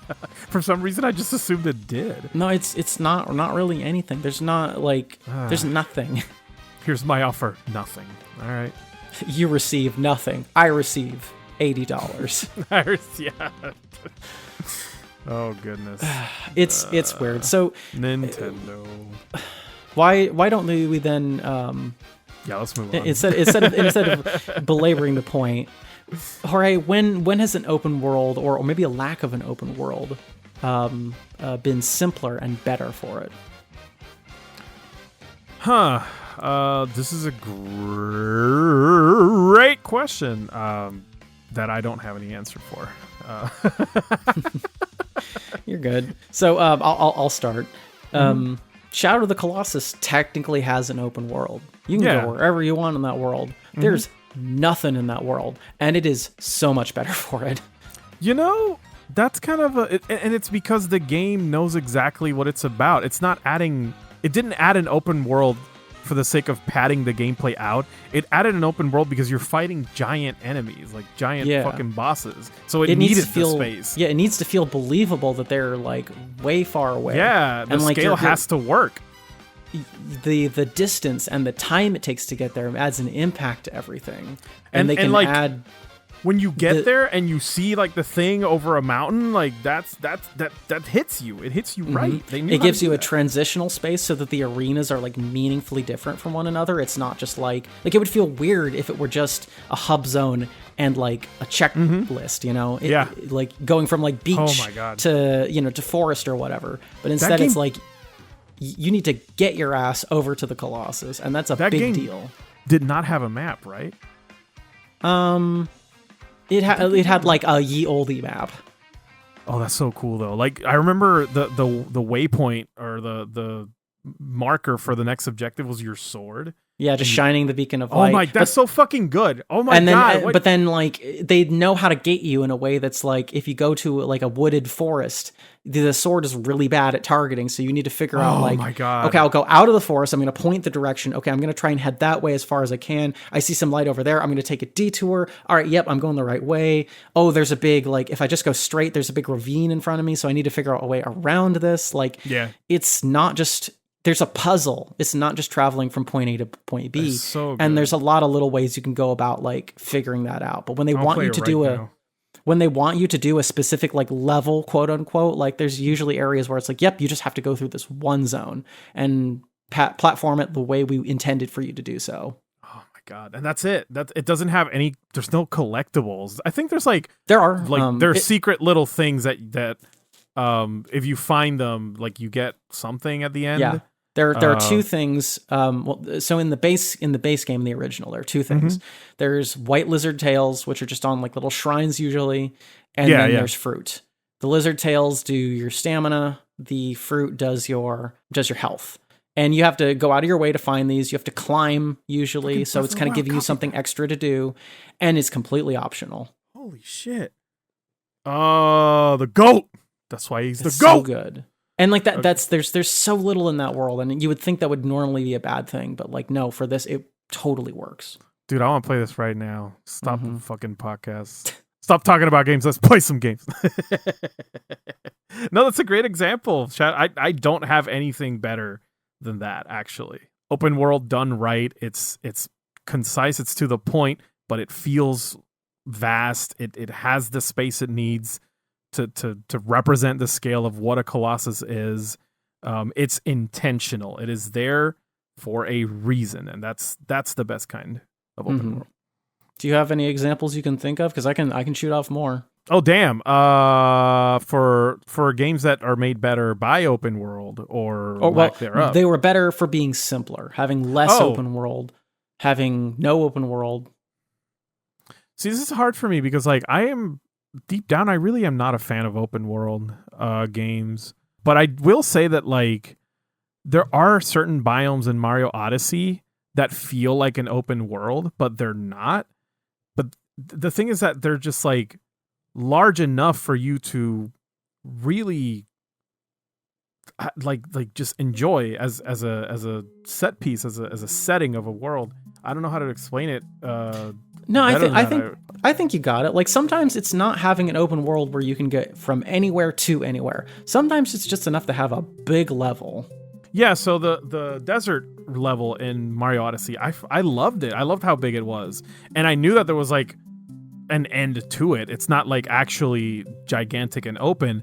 There is like a restriction to it, but it was big enough that it was interesting because it was dense. It had like pockets of little secrets here and there, enough to make you go, oh, can I keep going that way and find something, or can I keep going this way?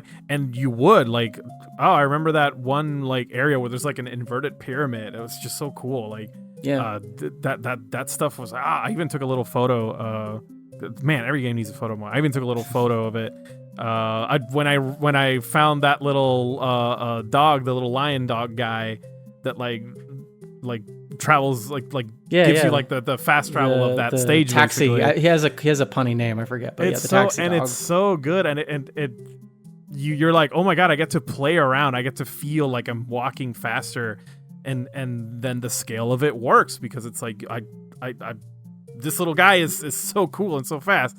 No, going off of that, like the 64 era Zelda games, where they just have pretty big levels. Oh yeah. And there's usually only one major way you need to go, but it just makes it feel just big enough to where there's like interesting people to talk to, interesting monsters to fight. Like it just makes it feel huge, but it's just really not. It feels huge. It is not actually huge. And it's because of the clever usage of Hyrule Field as being like the hub world, you know what I mean? Yeah. Like, and then every other area is a stage or a dungeon. Yeah, spokes out from it. And it's almost excellent. Like this like radial, like you've got this big orb in the center and then these like tendrils that sort of wisp and narrow out to like you go from the smaller city to like these narrow dungeons. And I don't know, just it makes for a big feeling game when you have like to us back then that was like, oh shit, the Hyrule is gigantic. What the fuck? Man, maybe that's it. Maybe you don't need an open world. You just need a good ass hub. You need a good ass hub, and just make it interesting. Pack it. I guess like there is utility to having the large open spaces, and at times it does feel great to traverse and have an adventure in a space like that. But the important thing is to like keep it interesting, I guess. And when you pack in sometimes when you reduce the scale of that, but have enough landmarks, people, quests, things in there that make it feel large and expansive. I don't know. I think that oftentimes, in my opinion, it works better than just having a large empty space. Yeah, I think that's why like a lot like the 3D collectathons hit the good ones. They hit the way that they do is because they're a very densely packed, large level. Yeah. You can't just go off in any direction in any way that you want, but ultimately, like there's only so much there.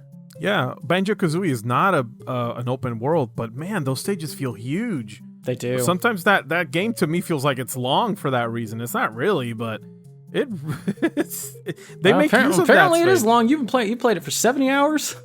Oh, that's I think you might have left that thing on and ate lunch a few too. Listen, that was not my copy. I got this I bought this online, a copy of Banjo-Tooie. I turned it on, and there is a file in there with a 74-hour playtime, and I guess I'm just not deleting that one. Someone must have really fond memories of this the legacy game. must live on. I know. I need to leave it alone. It's like that Diddy Kong Racing I bought at the Second and Charles, and every file had all of the balloons, including the platinum ones. I was like, I can't delete these files. I just can't. This is someone's legacy. Well, Jorge, let's go to our final topic. Final fantasy topic. Mm-hmm. Can you give me an example of a good remake or remaster? I will always default to Resident Evil 2 as the best remake in my opinion. Yeah. Just straight up. And then before that, what was my standard before that? I would say like okay, well actually going forward a little bit, I didn't mind the Link's Awakening remake. I thought that one did just enough that was new while still keeping the integrity of the original intact. Yeah. It also like it feels like it's not trying to like it adds some quality of life things that were much needed, honestly. Oh yeah. That game is not better for having to sit in a menu. Having to open you want to be actively looking at your place in the map. Your boot should be a shortcut. Mm-hmm. That's it. That's all I need. Yeah. But also like it feels, and I'll just cut to the chase. I feel like the best remakes are the ones that feel like reimaginings. It's taking the intent of that game and adding stuff to it that just feels right for a different version of that game. To keep it thematic, what would you say is like the right amount of adding something new that isn't just padding, isn't just fluff? Because like Link's Awakening to me is a good example, because what it does add, I mean, actually it is kind of a fault of the game where like what it does add feels a little superfluous because it wants to keep the integrity, but then cosmetically I think it did a good job in that respect. Yeah, I would say I like AM2R, another Metroid 2 remake, or even Zero Mission. Yeah, Zero Mission is a good example where it's taking sort of the movement and the space of like Super Metroid and saying like, how would it's almost like a ROM hack of Super Metroid to just recreate the original Metroid. It just expands on it just a little bit. It's adding a little bit more like tile sets to it. It's adding just a little bit more to like the moment to moment to where it's a little bit more interesting to platform. But fundamentally, it's like the same concept. It's building off of the same principles, but it reimagines that game pretty thoroughly. And you know, the little stealth mission it adds in the end in Zero Mission is pretty cool. I honestly think it's a fun little extra thing to do to give that game a little bit more length.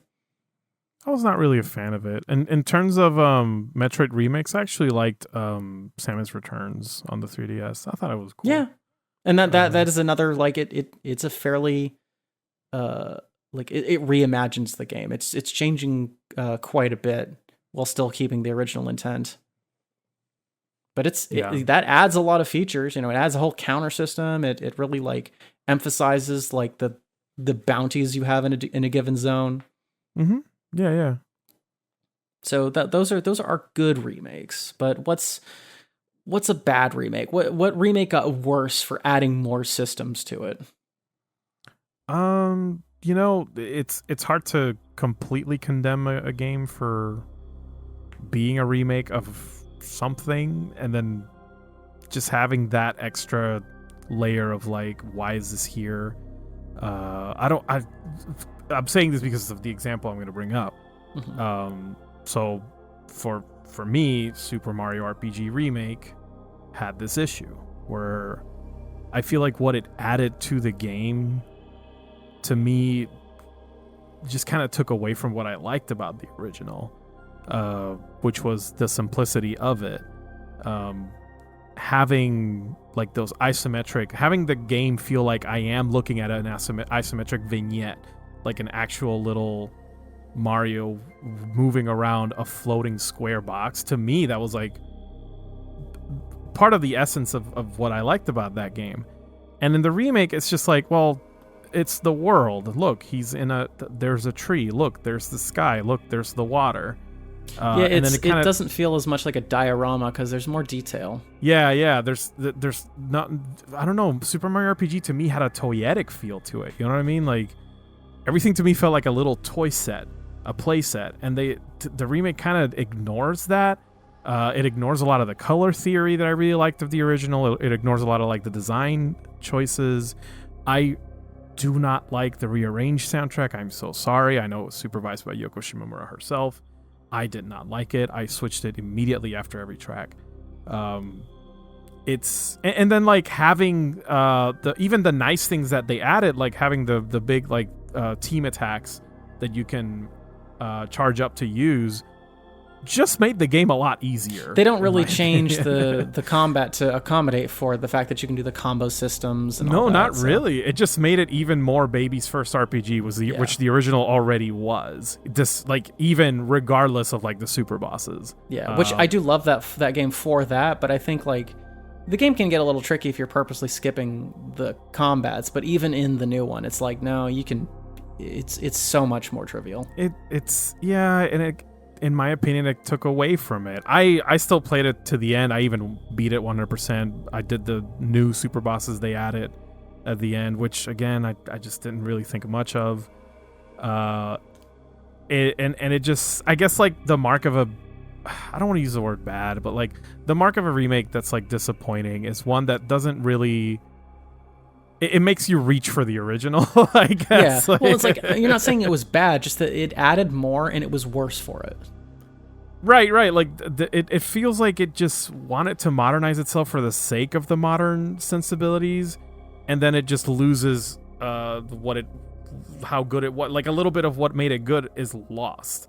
Yeah. I know it's hard to argue this, especially people who just like see a game and it looks pretty and it sounds the same and it has the characters I like, and they're like, well, why do you think this is bad? And it's like, I don't know how to explain that, but I mean, like I think the RE4 remake is a very good game. Ooh. But like there's, all of y'all are bitching about yellow paint. Even though I guarantee none of these people have had to sit in a room with QA, like with someone doing a gameplay test and just like grimacing while they missed the most basic shit. Anyways, all of y'all will complain about yellow paint, but like because the game is so much more like visually dense and realistic, you can't easily identify the sort of like almost theatrical components of like, yes, a barrel. I know I can slash that and open it up for an item. Whereas when it's photorealistic, it's like, I don't know what are like the objects in this game? What are the verbs in it? I don't know. Because it's not arcadey enough. Yeah, 4 had a really like heavy arcade lean to it, even if it was like a longer action game. Yeah. Almost like seeing like the object in the old cartoon that they're going to interact with because it's like drawn differently on the animation cell than the background. It feels like that, where it's like I can easily identify the ways I'm supposed to interact with this game. And it is more straightforward. There's less systems going on. There's less animation. There's less lighting and stuff. But like it just feels like 4 is like the perfect game.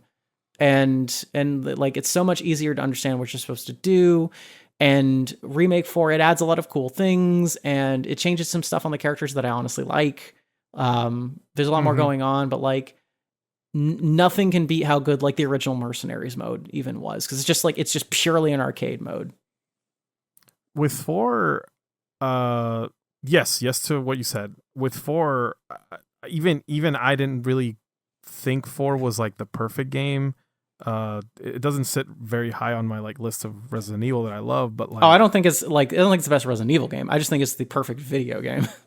Those are two different things. I still have like a lot of issues with it, with the original, but the remake, despite how much it fixed in terms of quality of life, I feel like it tried to make Resident Evil 4 a serious story, and for some reason that lost me, because that permeated toward like every other aspect of it. Like you said, like, now a barrel really looks like a barrel, and suddenly it's not like a video game. Suddenly it's like, I'm in a village. Yeah, it's harder to appreciate the camp elements of it when it feels a little bit less like a video game. Yeah, and these are things that I think we were watching a video talking about how like remasters, we don't hate them enough.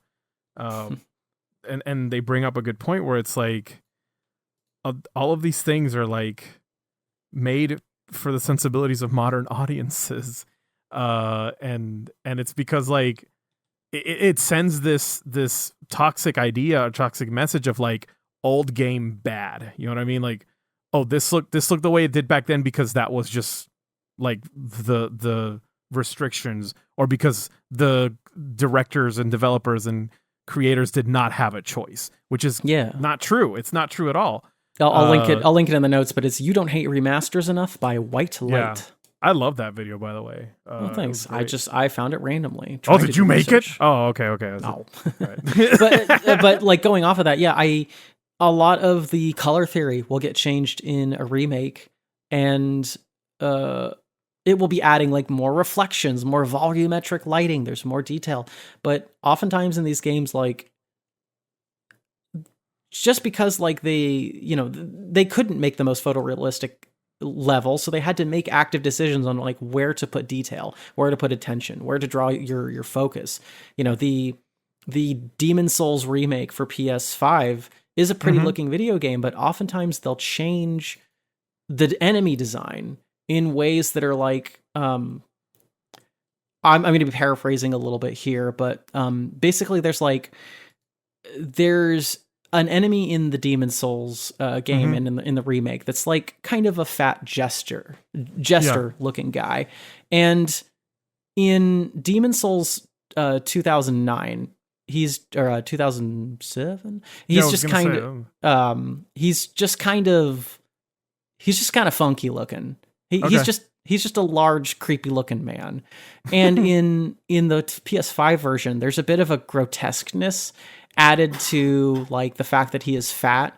It's pulling a little bit more attention to it in a way that like there's this famous quote on the visual direction of the original Dark Souls where like they didn't want the gore to be extreme in a way that pulled away from the nobility of a lot of these things. If there's an undead dragon, they didn't want to like add so much detail to like the gore and like the carcass remains of its lower half that is decomposed. It would only take away from the dignity, I guess, of like the aesthetic. Yeah, of this noble creature, and so like by like being as grotesque and kind of pulling back a little bit, it was able to kind of like have a stronger vision for like the sense of this world and not go for like shock or grossness. And so there was a little bit of loss in adding more detail to the remaster that they didn't have that visual language. Which is, and the intent behind that, I understand that it's just like, well, we have the technology, we should use it, we should make use of like our modern tech, but it kind of does away with it, and this is the reason it's kind of toxic. It does away with the idea of like the artistic intent of like what the original game was. And if we're bringing a game that is considered like a classic to modern audiences, why would you take that away? Why would you change that and mask it behind like a weird facade of like modern gaming, like quote unquote? It's just dishonest. Like it's an experience that doesn't it's not reflective of like why people love this. So I never understood this issue. Also, this I found the quote, and this is a bit of a side tangent, but I do so love this quote, so I'm gonna read it to you, Jorge. Sure. This is from an interview. What are some examples of traits that you try to keep in your games while still pursuing your own unique design style? Miyazaki, the game's director. Most people don't believe me when I say this, but a certain kind of refinement, elegance, and dignity are very important to me. I'll usually tell the designers that flat-out grotesque or splatter-type designs will not get past me. This has everything to do with my own personal sensibilities, and is something that I apply to every design that I approve. It's a little hard to describe if you were to ask me, well, what do you mean by dignity? I guess the best answer is, I can provide it right here in this book, in every design you see within these pages. My idea of dignity is something that I pursue with every project I work on, not just Dark Souls. And then another worker on person on the game responds, I remember when I was drawing the undead dragon. I submitted a design draft that depicted a dragon swarming with maggots and other gross things. Miyazaki handed it to me saying, this isn't dignified. Don't rely on the gross factor to portray an undead dragon. Can you instead try to convey the deep sorrow of a magnificent beast doomed to a slow and possible endless descent to ruin? Wow. There's a lot in that, but like, so to have some of that dignity be lost in the remake because the original people weren't helming it. You know, they had to add more detail where there was not some, and they lost a bit of the vision in that. Which was specifically antithetical to what a remake would do to a design like that. Oh, actually, do show all the nasty bits. Exactly. Because it's more detailed now. They are literally saying this is not what they wanted. In a lot of ways, it can be spookier or weirder or creepier to have fewer details that you're having to fill in the blanks. Absolutely, 100%. That's the best horror is the one you like in your mind, in your head. Exactly. Or like you can interject a lot of personality into the bobbling PS1 graphics of Metal Gear, but in Twin Snakes, when they have these perfect realistic faces depicting the emotions, you do lose a little bit of that. And that is also a game that it's ironic, loses a lot. Because like, wait, I see Snake being sad, therefore he is sad. But there's like, I don't know. It's like there's something to those PS1 models where it's got the Far Side Gary Larson ass like dashed lines for the eyeballs. You know, I think it's and it is because of how much they had to make those graphics work, that the story hits the way it does, because it's like, well, we cannot we cannot have characters emote literally. We have to like everything around them has to say this is happening right now. Something I miss with retro games actually is that, and something I feel gets lost with remakes like Twin Snakes, for example.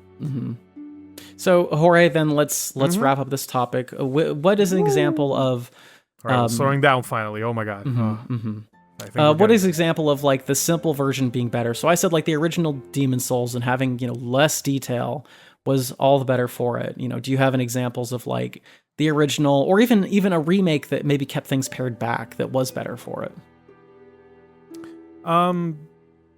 Here's an interesting one. I will always prefer the original Nioh Replicant over the remake. Even with all the grimy parts. And it's not because the remake is bad. I think the remake is fine. There's some things I didn't like about it. Particularly the fact that the battle system wasn't really like, it was updated too much, and then the enemies were not. You know what I mean? Like, it made like they're not accommodating for you like being able to stun on them. Yeah, the fact that you can like do 25 hit combos now, none of the enemies are prepared for that, so you're just like smoking every one of them. Yeah, I mean, have to add bosses in Twin Snakes, no one's out. Prepared for you to be able to aim in first person. Ocelot is such a weak ass little bitch when you can just aim across the room and Brotato. Yeah, stuff like that. I feel like the original Nier, I guess, because the remake never added Papa Nier, I feel like it's just never going to replace Nier for me. Replicant. Just this weird little thing. I don't know. Another example is Metal Gear Solid 3, now that Delta came out. I don't know if you've seen any of it. I didn't really think this game needed a remaster. I didn't really think... And then what we ended up getting was kind of just a facelift of the original.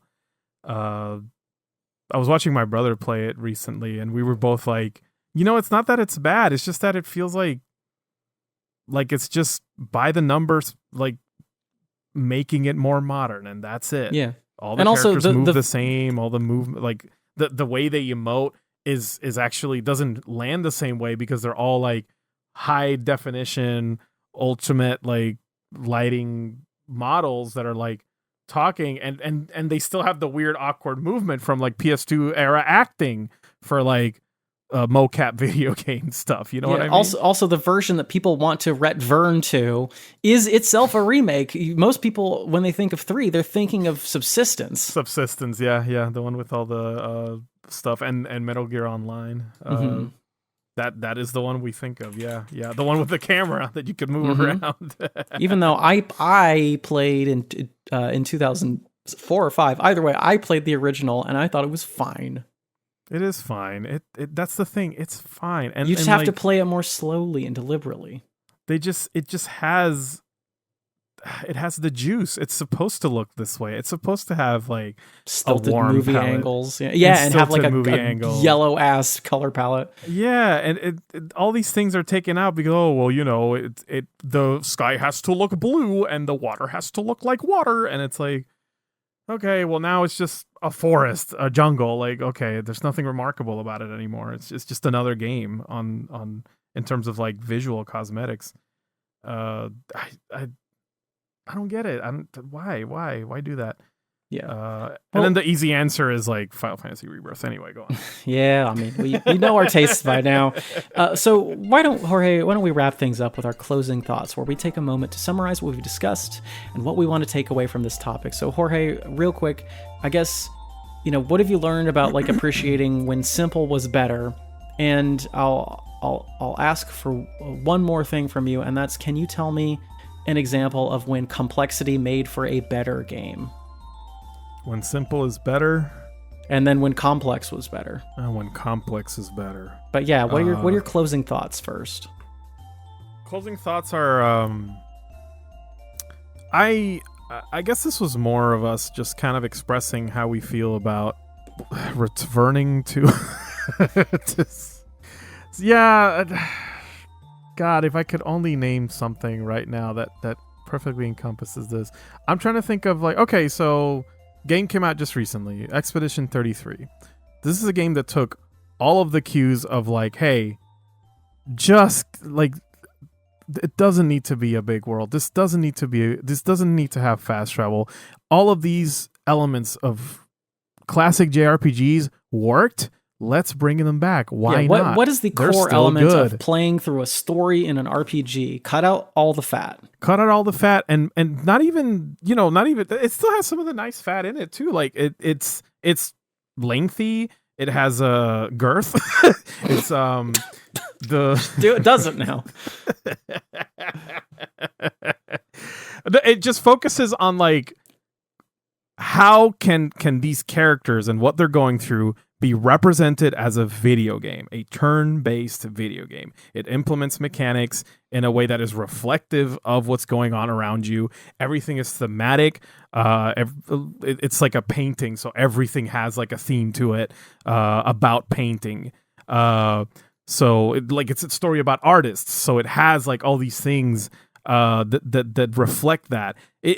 They just like honed in on the things that make the game good. They didn't add any like I'm trying to think of like what is in that game that feels like tacked on, and it's like I don't think they could afford adding more shit to that game. They literally couldn't. Yeah, because it's like they didn't really have a lot of time to work. Well, they did have a lot of time, but they didn't have like a lot of the resources to work on it. So like they honed in on like, okay, make it like get your mileage out of every single thing in this, and let's make something cool. And I think it worked. I feel like the game only has like 6 characters, actually 5 total characters.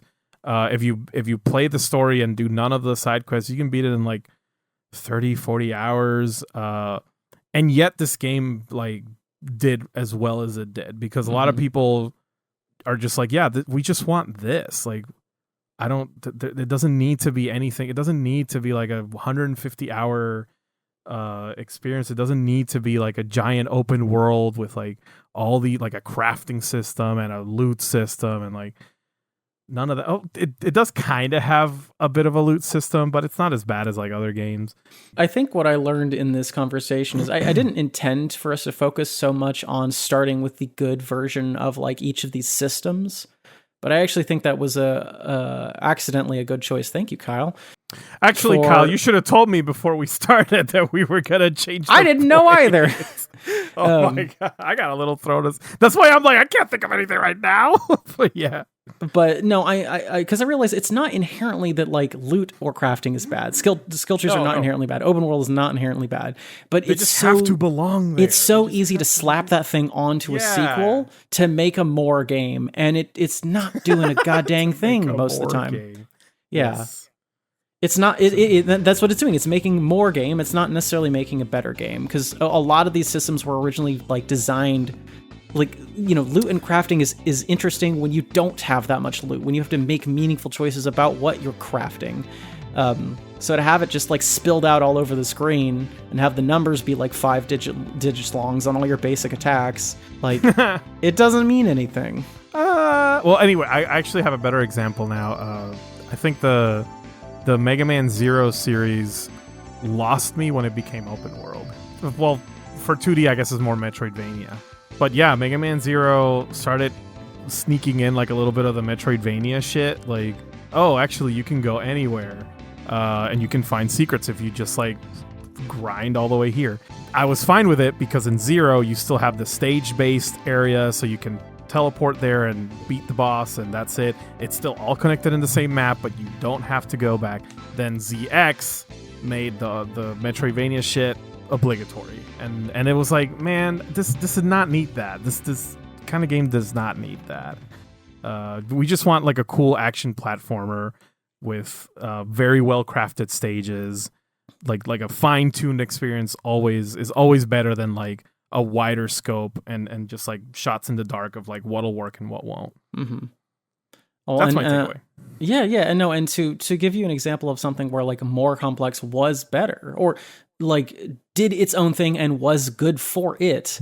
I'll tell you what. Elden Ring was a game that like said, okay, let's make a Dark Souls open world. And I think after playing Elden Ring, like I really enjoyed my time with it. I love the game.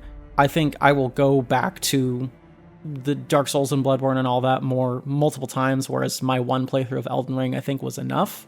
That being said, it makes meaningful decisions on like what does it mean for a Dark Souls to let you go anywhere. And the way it gates things, where it's like kind of doling out the higher upgrade materials so you can't get your weapon past a certain amount of damage, so that you can only really grind a certain amount unless you really venture out into other areas and kind of sequence break it, quote unquote. It's always doling out like new areas and like expounding on like how much bigger the world is. There is a whole crafting system that you can largely ignore unless you really need specific items for going through specific problems or areas, where it's like, oh, are you having trouble with this boss? It's actually weak to sleep. So use all those items that cause sleep status that you've been collecting. You haven't touched this whole game. Use them right now and you can get through this problem. So it gives you enough to sort of do and personalize and flesh out this world that like, it feels like your journey through it is a meaningful interaction, but there's always something for you to do to help yourself if you get stuck. That's cool. Yeah. Do you feel like Elden Ring is a remake of a FromSoft game in particular, or do you? No, it's just an evolution. It's just doing the open world version of it, and it's its own thing. And I don't necessarily want all of their games to be like that, but if they did an open world one every once in a while, I think that'd be great.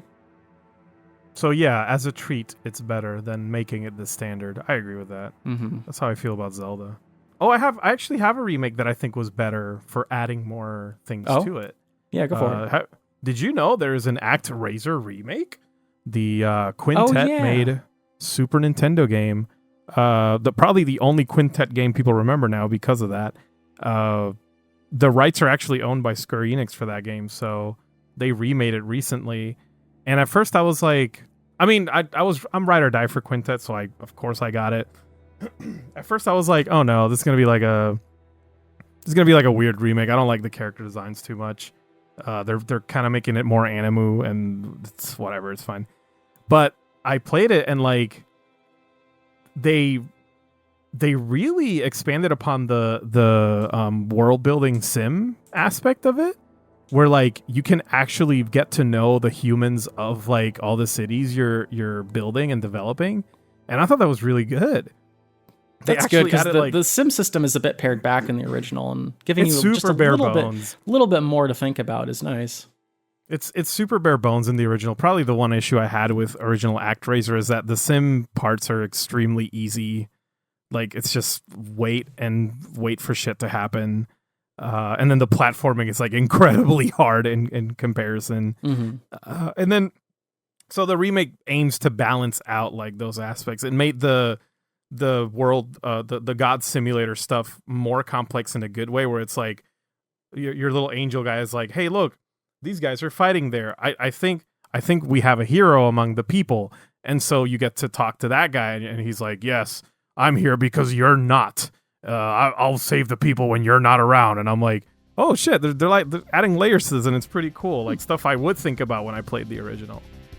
Interesting. Yeah, no, and I think that's great, because it's always hard when you like have a remake of a game that's going to add something superfluous to it. Like I always hate when remakes add the question zone. Welcome to the question zone. Get ready. Yes, we've answered the question zone. We've solicited a number of questions. You can contact us at brainlordspod@gmail.com.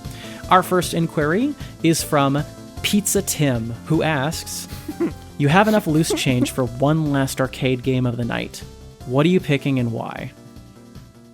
Gunblade New York, baby. Gunblade New York? What's that one? That's the one with the shaky gun. The giant gun that shakes like this. You can't see it, but oh yeah, that one. The man, that where like a billion shits are flying at you at all times. Oh my god. That literally was always the last one I would play before. Oh man, so you're like, you know what? Like, let's wrap up the night. I'm getting blasted. Yeah, I'm getting I'm getting shaken up. So it would be either that or God. Do you remember the old Jurassic Park like cabinet game? Ooh, yeah. That you one's like a good get one. actually inside, and you have to shoot the poop coming out of the Brachiosaurus. You too. Holy shit! I forgot about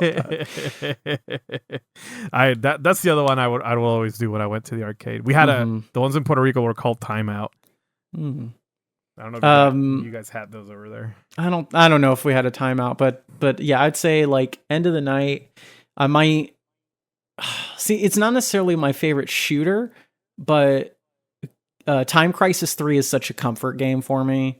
Like, I know those levels so well. I can get a good amount of time out of it. And sometimes it's fun to just get the pistol and hold the gun in such a way that you're like, tap, tap, tap, tap, tap, tap, tap. You're just like auto firing that thing. And it feels so good to be good at that game. And I love it. I can play that any time. Time Crisis 3? Mm-hmm. Okay, noted. Either that or I'll pick up like a bubble bobble to kind of finish up the night. Oh, just kind of nice. Just see, that's for the pizzeria. If I'm in the pizzeria, I'm gonna play Bubble Bobble before I go, or Puzzle Bobble. Nothing better than closing off a nice pepperoni pizza with some Parmigiano Reggiano, with a little bit of Bubble Bobble. We used to get since I'm from Latin America, all the pizzerias had KOF in the corner. Oh my god, that is the most Latin American thing I have ever heard. Holy shit! So I used to play SVC Chaos, the SNK versus Capcom crossover that SNK did on their end, the one with Mega Man Zero, the better roster arguably, and I would play that shit after a good slice of Zaw. That was good shit. That would be the other option I would pick last quarter. Wrap up the night with a nice game of Metal Slug. You know it ain't lasting that long, but you can at least get through most of the first level. Bro, I'm gonna be real. I never liked Metal Slug that much for that reason. I just like looking at it. I like it's beautiful. It's a gorgeous. I like when you walk game. over the heavy machine gun and the game goes heavy machine gun. Heavy machine gun. I like when Fio eats the chicken and she goes fat. Yeah, that's fine by me. You do what you want, Fio. Man, to this day, I don't know what the food is, but yeah. We'll walk up to a car and someone will go shotgun, and I'll go rocket launcher, and no one has ever laughed except no me. one knows what the fuck you're talking about. Oh my god! And you don't explain the joke, of course you don't. No, because no one You're fucking like, asks. They're just if like, you don't says know, weird then you things don't every once in a know. while. Oh, Just let man, him do you're his at that thing. level, aren't you? Yeah, I know what that's like. Yesterday, because my brother's over, we're watching TV downstairs, and he's playing Slay This Fire, and I'm just quoting Star Wars like I got fucking Tourette syndrome or something. And Margot and Andy, it's like, I forgot what it's like to live with you. And Margot's like, I just tune him out now. I just don't even know what he's saying anymore. You just let him go. It makes him happy. Well, Jorge, what's our next question? Our next question is from the Egg Manosphere asking... Get a load of this. Get a load of this. Get a load of this. When artistic vision is lost in the process of modernization, how do you explain to others that remakes aren't necessarily better than the original, especially when they see the remake as better by virtue of being on a current gen platform? I feel like we kind of already touched on this. Just a little bit. But I guess the question is more like, how do you tell somebody who just looks at modern game and goes, this is better?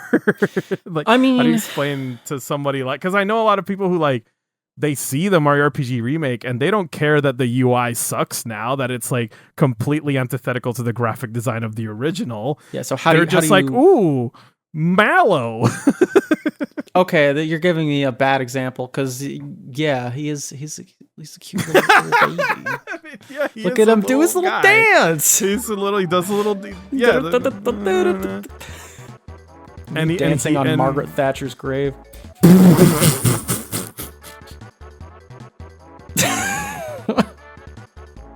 I'm dead. Anyways, Oh I think God. to sell someone on the older version of a game, I'd compare it to a film or something where okay, yeah, you're right. When you're I've heard The Thing is really cool. No one's lining up to see the 20 teens version Everyone's watching RoboCop too. Yeah, everyone's watching the original remake. That's so funny. Like, why are like for as much as people want to jerk off about how movies and games can be like. No one does this with movies, bro. No one is telling anybody watch the new RoboCop. It's better than it's got better graphics. It's got it because his armor looks better and it's all black. Like nobody is saying that shit. Nobody's out here going, "Oh well, you know, Citizen Kane would be better if they colored it." Like, wasn't black and white? Fuck, dude. It's so this drives me up a wall, dude. We should do a Citizen Kane HD remake. Yeah, no one's asking for that. But when it comes to games, I mean, I guess it's because like if I'm being nuanced and charitable, I think it's because like games are an interactive experience, and like modern sensibilities play a huge role in the comfort people feel when they're like interacting with a video game. I think you can hype up the sense of time and place to it. Like if someone is like, oh, you know, I want to check out Final Fantasy. I was thinking of doing 7. Should I do remake? I don't think it'd necessarily be a bad thing for them to just do that, but like if you wanted to hype up the original, you could say something like, "Oh, you should try the original PlayStation version. Like it's really cool to see like the first like big anime thing that really came to the United States." And like hype them up like that. Yeah, give them the context of like, "Oh, okay, I could play this and I can see what it was like for a bunch of like 14-year-olds." 100%. You know, so I think you hype up the like. No, you want to see it on the old hardware to see like what it was like, or you know, at least experience it. Like play. I think also kind of give them like the non-committal. Like you just experience it. Just play it for a few hours. If it's not for you, then you can move on. But you know, because like it's not as interesting in the Silent Hill remake when they add the fog, because that's how Silent Hill is supposed to be. But when you get when you give them with that like movie trivia of like, oh, did you know that like they literally couldn't like process all the stuff going on, so they had to put fog in there, and then then they obscured it and made it scarier. Like that's, I mean, I'm teasing, but it's pretty cool. That to me that would be like, oh, so that's the actually that's the essential version then, because it was supposed to be there. It's not just aesthetic.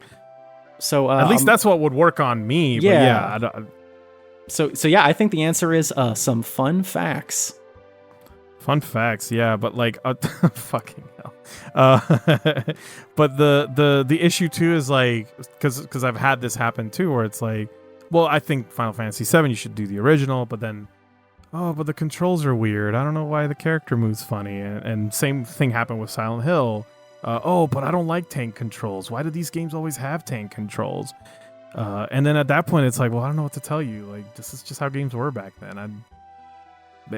You just play it for a couple hours, you'll get used to it. It'll become second nature. And just make it seem like nonchalant. Like, just give it a little bit. It'll feel natural over time. Yeah, it'll be clunky at first, but you know, just like everything, you do it enough, and it's second nature. Yeah, like Jelly Boy. Just give the 70s movie like a little bit of time. The credits in the beginning are weird. I don't know why they're doing that. See, like, can you imagine? Oh, but I don't want to watch this movie because it has subtitles. I don't want to read words under the screen. And it's like, just do it, like, please. So you're just not going to watch this then? Yeah, and also just I think really the answer is like find your time in a place. Like if you know you can pitch someone on like the cool things about like original Final Fantasy VII, do so. Yeah, but don't die on a hill. Don't die on a hill. Don't be me. Our friend David, friend of the show, David. I was trying to get him into Chrono Trigger, but he bought the iTunes version. Oh, like, no. Yeah, but and when he said that, I became that guy. I was like, you're playing the shitty fucking version. And then he got mad at me. And when I pulled back, I was like, you know what? I would be mad at me. Like, yeah, you did punish the behavior that you wanted to see, unfortunately. Exactly. It's like, oh, he's playing Chrono. Instead of me being like, oh, you're going to play Chrono Trigger. That's awesome. No, I was like, what the fuck? No, but do not touch the iTunes version. Do not fucking do that. I'll hack your Super NES Mini, because he still has you goddamn mini consoles. You remember that shit? Yeah, I hacked mine. It's great. Yeah, I can hack your Super Nintendo. I can put Chrono Trigger. He's like, do not touch my Super Nintendo. And then I realized, like, oh damn, I became that guy. Fuck. That's the opposite of getting people into something. Well, now they're just gonna remember what an asshole you were. Well, Jorge, why don't we end with a trip to the rec room where we recommend something from inside and outside the world of gaming. We finally made it home, and we can just go to the rec room now. All right. Jeez. All right. Who wants to go first? I can go first. You go first. Yeah. We got a video game called. I'm a little late to this party, and I apologize. But I've been playing Slay the Spire, and it's pretty cool. I want to get Sophia into Slay the Spire because she's played too much Balatro, and I need her to try something new. You need another hyperfixation. And Slay the Spire is definitely can hit hyperfixation. Nah, Slay the Spire rules. That's great. It's cool because it's a deck builder, and I love that kind of game. Well, and it's like the deck builder for video games. Like so many, like card-based, deck-based, like that type of game. Like they learned how to do it well because Slay the Spire figured out how to do it. Like console controls for that style of game. Like Slay the Spire just kind of figured out how to do it really well, and so most games pull off of how it did it. That's awesome. I didn't know that. Yeah, it's a pretty neat game. I haven't really played much of it because haven't really been playing much of anything except for like UFO 50 lately. But like that, yeah, Slay the Spire has become like I get this moment for me when I started playing. I'm like, that's why everyone's obsessed with this shit. But it's nice. It's if you like deck builders, and I'm not really necessarily like a roguelike person, but it's still cool. Well, also you can probably get that for dirt cheap, and also the sequel's coming out soonish. I don't know exactly when. I'm actually very excited. Oh, you should now that I've played the original. Please look forward to that. Well, what's your non-video game related thing you'd like to recommend? So the reason my brother's in town is because we're gonna go see Minus the Bear. Yeah. Live in concert. It was a lot better when it was simpler and didn't have a bear. Well, I liked it more when it was like plus the bear. Anyway, I really like their album Omni, which because my brother he cheated a little bit. He already saw them in LA live, so he knows what set they're gonna play. And they're not gonna play Omni, which is my favorite album. But I mean, I don't know. They might mix it up. Like usually in a tour, they'll throw in a few. Yeah, they probably are gonna play one or two, and it's like the hits. They're mostly gonna do Menos Celoso, which is like their most popular album. And the one that my brother got me into, like he actually, the way it happened was like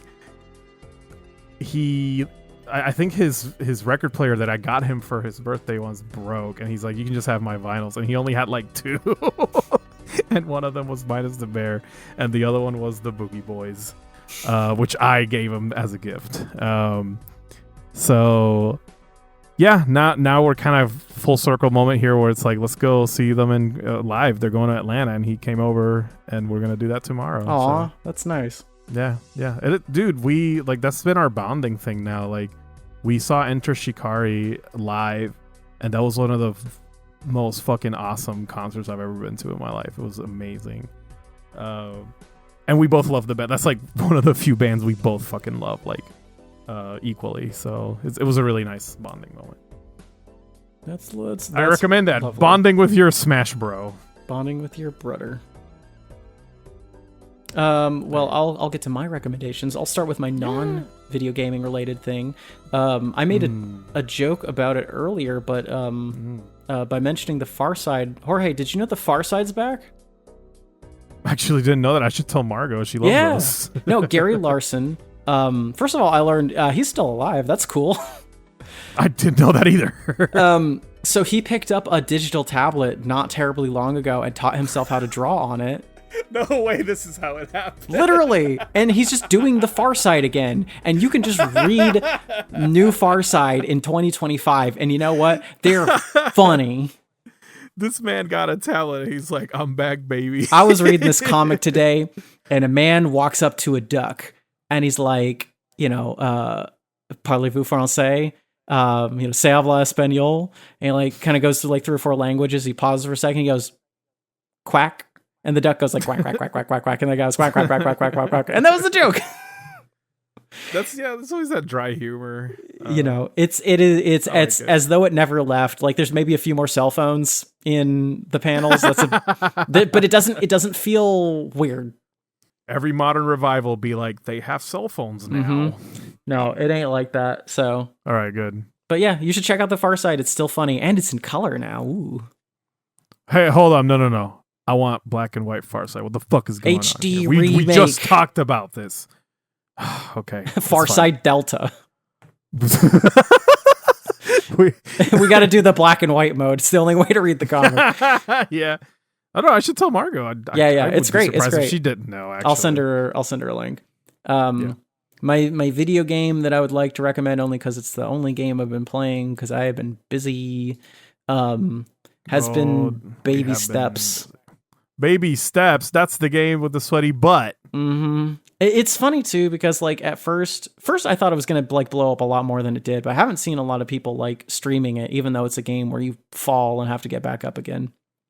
But well, maybe it's a little too artistic for the streamers. It is like doing something with it too, yeah. So like, to pitch you Baby Steps, like a lot of people just don't know about. Hey, can we do it? Can we do it slowly? You know, like baby steps. Okay, please. Let me walk you through this. Right, Okay, so yeah, it's a thank you. videos game. Mhm. So Baby Steps is Bennett Foddy's newest jam, of getting over it fame. And in Baby Steps, you play a man-child that lives in his parents' basement. He smokes weed. He watches One Piece. Are you? And he's wearing joking? like what? Are you joking? I'm not joking. Like if you look carefully on the TV in the beginning of the game, it says, "Are you still watching One Piece?" What did they mean by that? What could they have meant by this?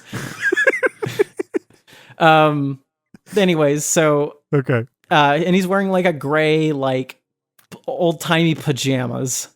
He gets just isekai'd one day, magically transported to a fantasy Australia, where he's forced to walk. Because he has to go to the bathroom and he refuses to go outside. So he got to find a real bathroom. He has to find a real bathroom because he's pee shy. in the corner. He can't go pee in the bush. Okay. So even though that's like one of the most fun ways to go pee. What the fuck? Yeah. You could go pee on a fun rock. Yeah, what the fuck? But anyway, so the whole time he's getting like chastised and lambasted by different eccentric Australian people. They usually just want to like get him to receive any amount of help. And so the game actually is saying some genuine things about toxic masculinity. And like one of the scenes I got early on was this very early into the first like area, is a man with a shoe stand, and you are walking barefoot through brush and rock and mud and stone. And the guy's got a stand that says free shoes, and the shoes are comically large. They're like bigger than like a loaf of bread. And the guy's walking up, and you're like, "Oh, I see you got some free shoes. I was maybe you have some extra shoes for me." And the guy's like, yeah, I think I got you pinned. Like, you look like you child 7. You're child 7. I think I got some child 7s for you. And the only thing on this table are like shoes that look like they're a size like 56.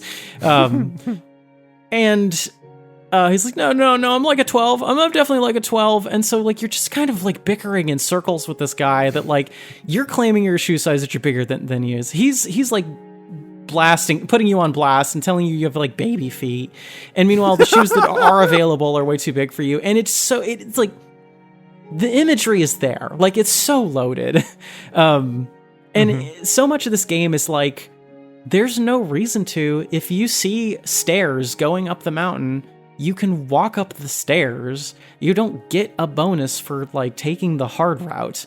You can get like, there was an area, again, very early in the game, there was an area where like it had a drop off for a little trophy.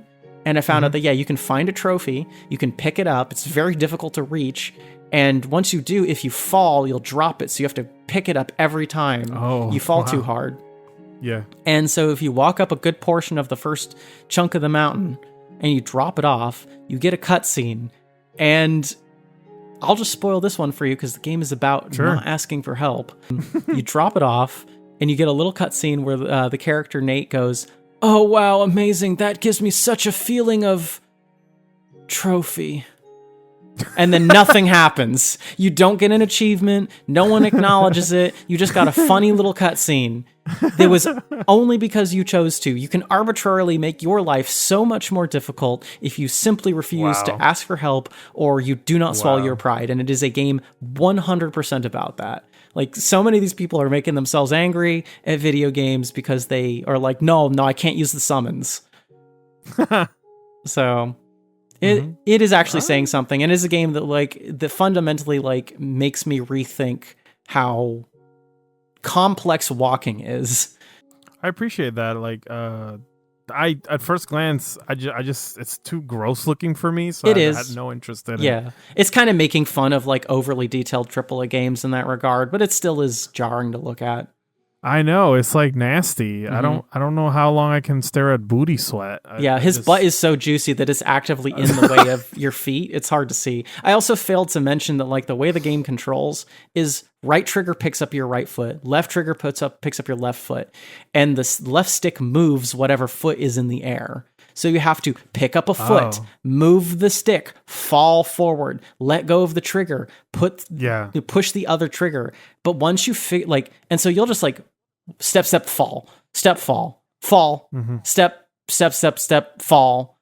And then finally, once it clicks, now I'm just hold the stick all the way full tilt forward. And I'm just right, left. And it feels natural. You learn how to walk. I learned how to walk. So now you can go pee-pee. Now I can go pee-pee. Good. Well, those are my recommendations. So this has been Brain Lords, the podcast that was better when it was simpler. You can find us on social media at BrainLordsPod. And if you've made it this far, please help us grow. Word of mouth is always helpful, and a 5-star rating will always be appreciated. You can find me on social media as Cute Monster Props or on my website, cutemonsterprops.com. Jorge, where can they find you? Hello, again. I am Jorge. It's looping, Kyle. We're looping. Jmanvelas at Jmanvelas on social medias and all that other shit. Mm-hmm. Man, don't come find me. I don't want it. I don't want your help.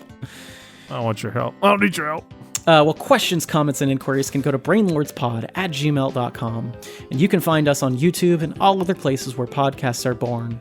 We have been your Brain Lords for this evening, reminding you that context beats content every single time. Always, forever. Always and forever. I love you, always, forever. Dun, dun, dun. I don't know the rest of it. Bye-bye, everyone. Bye.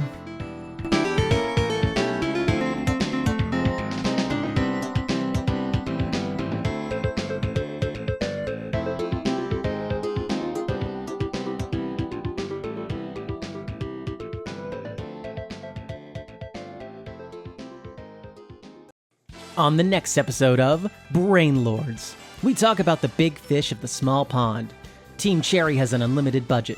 Supergiant gets funding from Epic. Sandfall has an angel investor. Do these still count as indie? By that logic, does that mean Larian Studios is indie?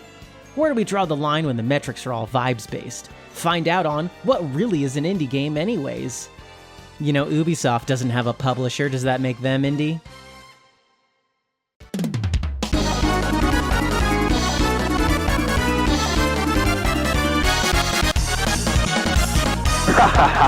Ronaldinho, success!